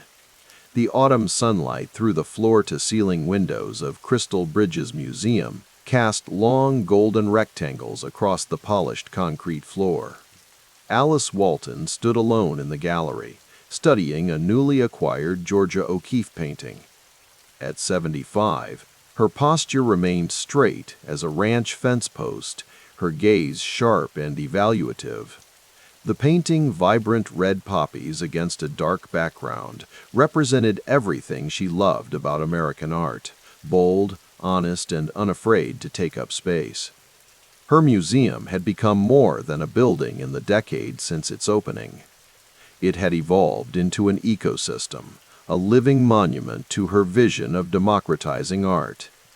Yet for Alice, worth nearly $90 billion in 2024, success only bred more questions. Questions about legacy, about permanence, about what it all meant.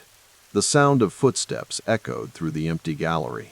Rod Bigelow, the museum's executive director since 2017, approached with a tablet in hand. His calm demeanor had been a stabilizing force since Don Bacigalupi's departure 7 years earlier.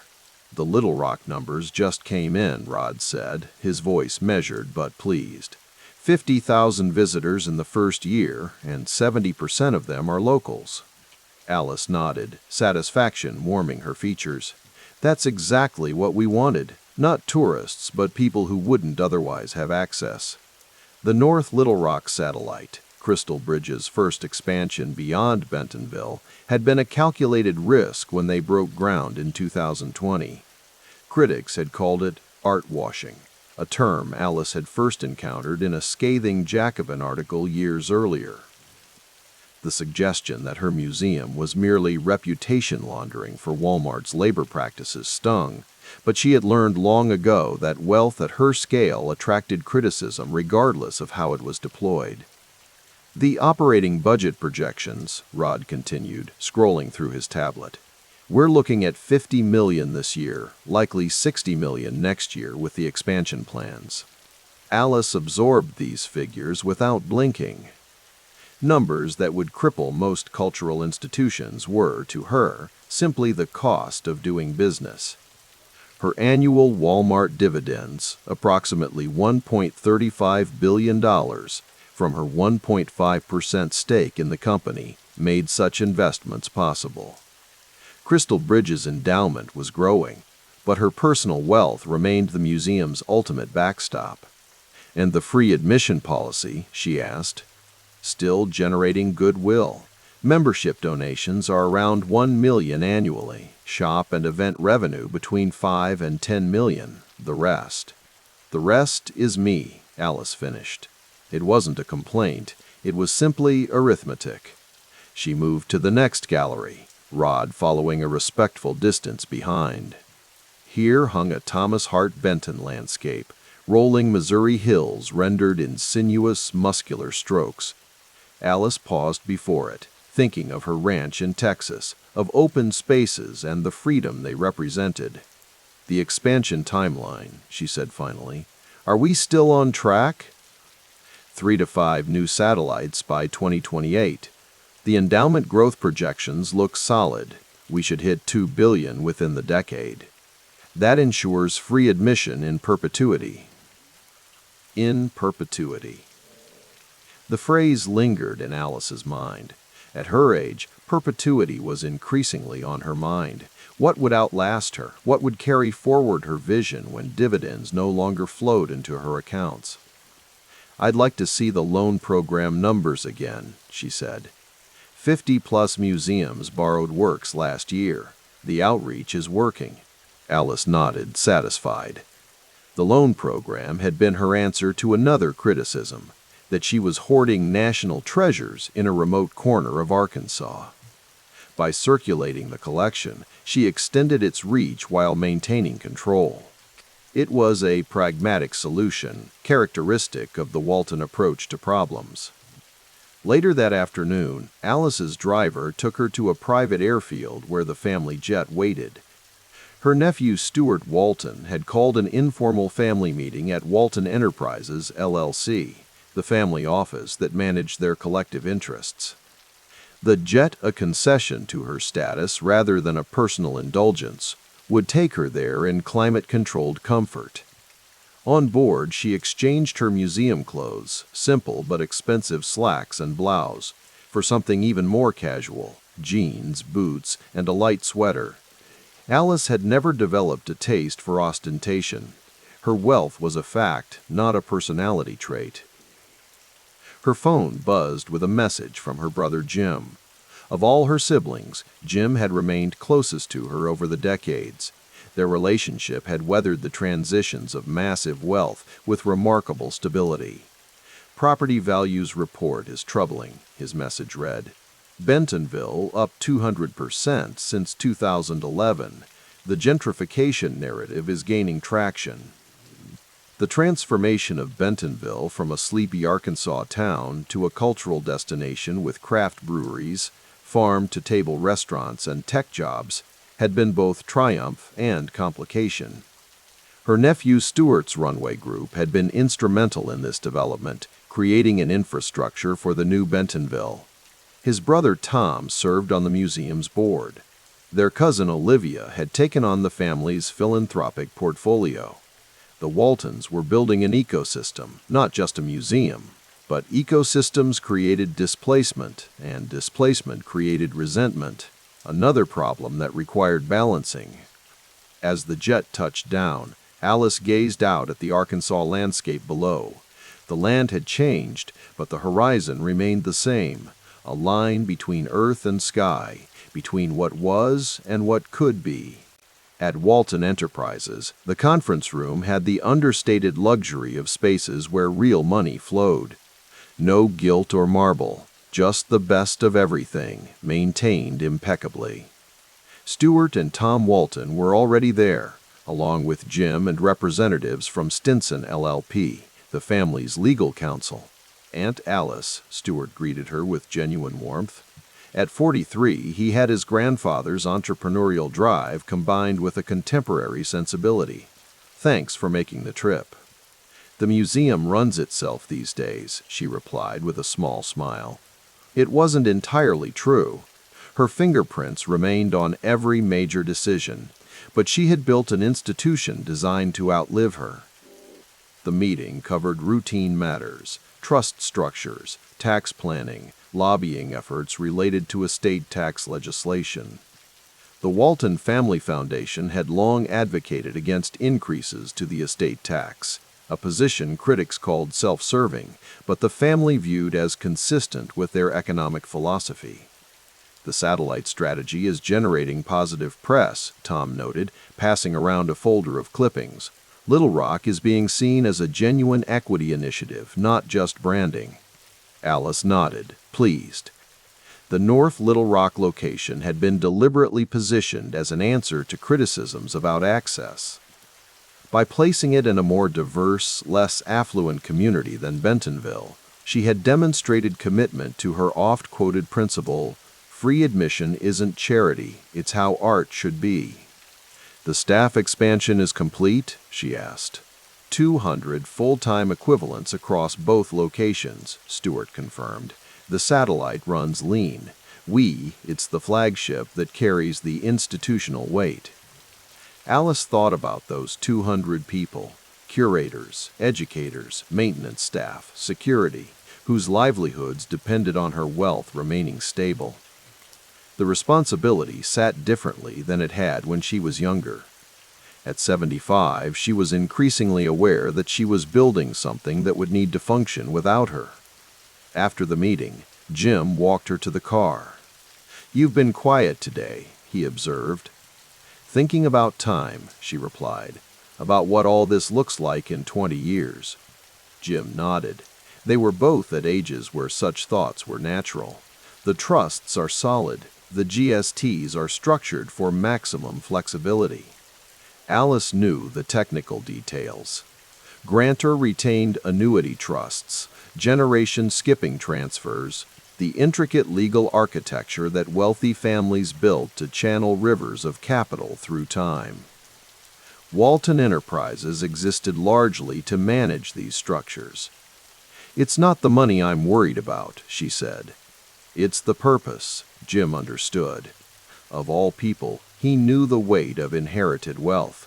Not just its privileges, but its obligations, its existential questions. What does it mean to possess more money than you can spend in multiple lifetimes? What responsibilities come with that accident of birth and circumstance? "The museum has a purpose," he said simply, "a good one." Back at her ranch that evening, Alice sat on the porch watching the sunset paint the Texas landscape in colors that reminded her of the Rothkos in her collection. The ranch was her sanctuary, the place where wealth fell away, and she became simply a woman who loved horses, open spaces, and quiet. Her phone contained dozens of messages from Rod about exhibition planning, from her wealth managers about portfolio adjustments, from journalists seeking interviews she would likely decline. At her level of wealth, she had become less a person than a system, a node in a network of capital, influence, and cultural power. A stable hand approached, leading her favorite horse. Despite her age, Alice still rode regularly. It connected her to a part of herself that predated the billions, that existed outside the complex identity of wealthiest woman in the world. A label that financial publications attached to her with increasing frequency as her net worth approached $95 billion in 2024. "Evening ride, Miss Walton?" the stable hand asked. "Just a short one, Miguel, before it gets dark." On horseback, moving through the gathering twilight, Alice felt the contradictions of her existence acutely. She was simultaneously one of the most powerful women in the world, and someone who could do nothing to stop time's advance. Her wealth could build museums, transform cities, influence policy, but it existed within systems larger than herself, systems with their own momentum. The Little Rock satellite was just the beginning. Plans for 3 to 5 more locations by 2028 were already in motion. The endowment would grow beyond $2 billion, ensuring that free admission would continue regardless of future Walton family decisions. The collection would continue its strategic expansion, filling gaps in the narrative of American art that Alice had been constructing for decades. Yet questions remained, questions that even billions couldn't answer with certainty. What would happen to the collection after her death? How would the museum evolve beyond her direct influence? Would future generations see her as a democratizer of art, or as a symbol of the wealth inequality that defined her era? In a rare interview the previous year, Alice had said, "I didn't earn this wealth, but I can choose what to do with it." The statement contained both acknowledgement and assertion, recognition of privilege paired with claim to agency. As darkness fell, Alice turned her horse back toward the ranch house. Its windows glowed with warm light, a beacon in the vastness. Inside would be comfort, security, and the solitude she had always preferred to, the spotlight that wealth inevitably attracted. Tomorrow would bring more meetings, more decisions, more balancing of the interests of family, institution, public, and self. The museum would continue its careful expansion, extending its reach while maintaining its core identity. The critics would continue their scrutiny, some fair, some not. The wealth would continue its automatic accumulation, dividends flowing in like a tide that never receded.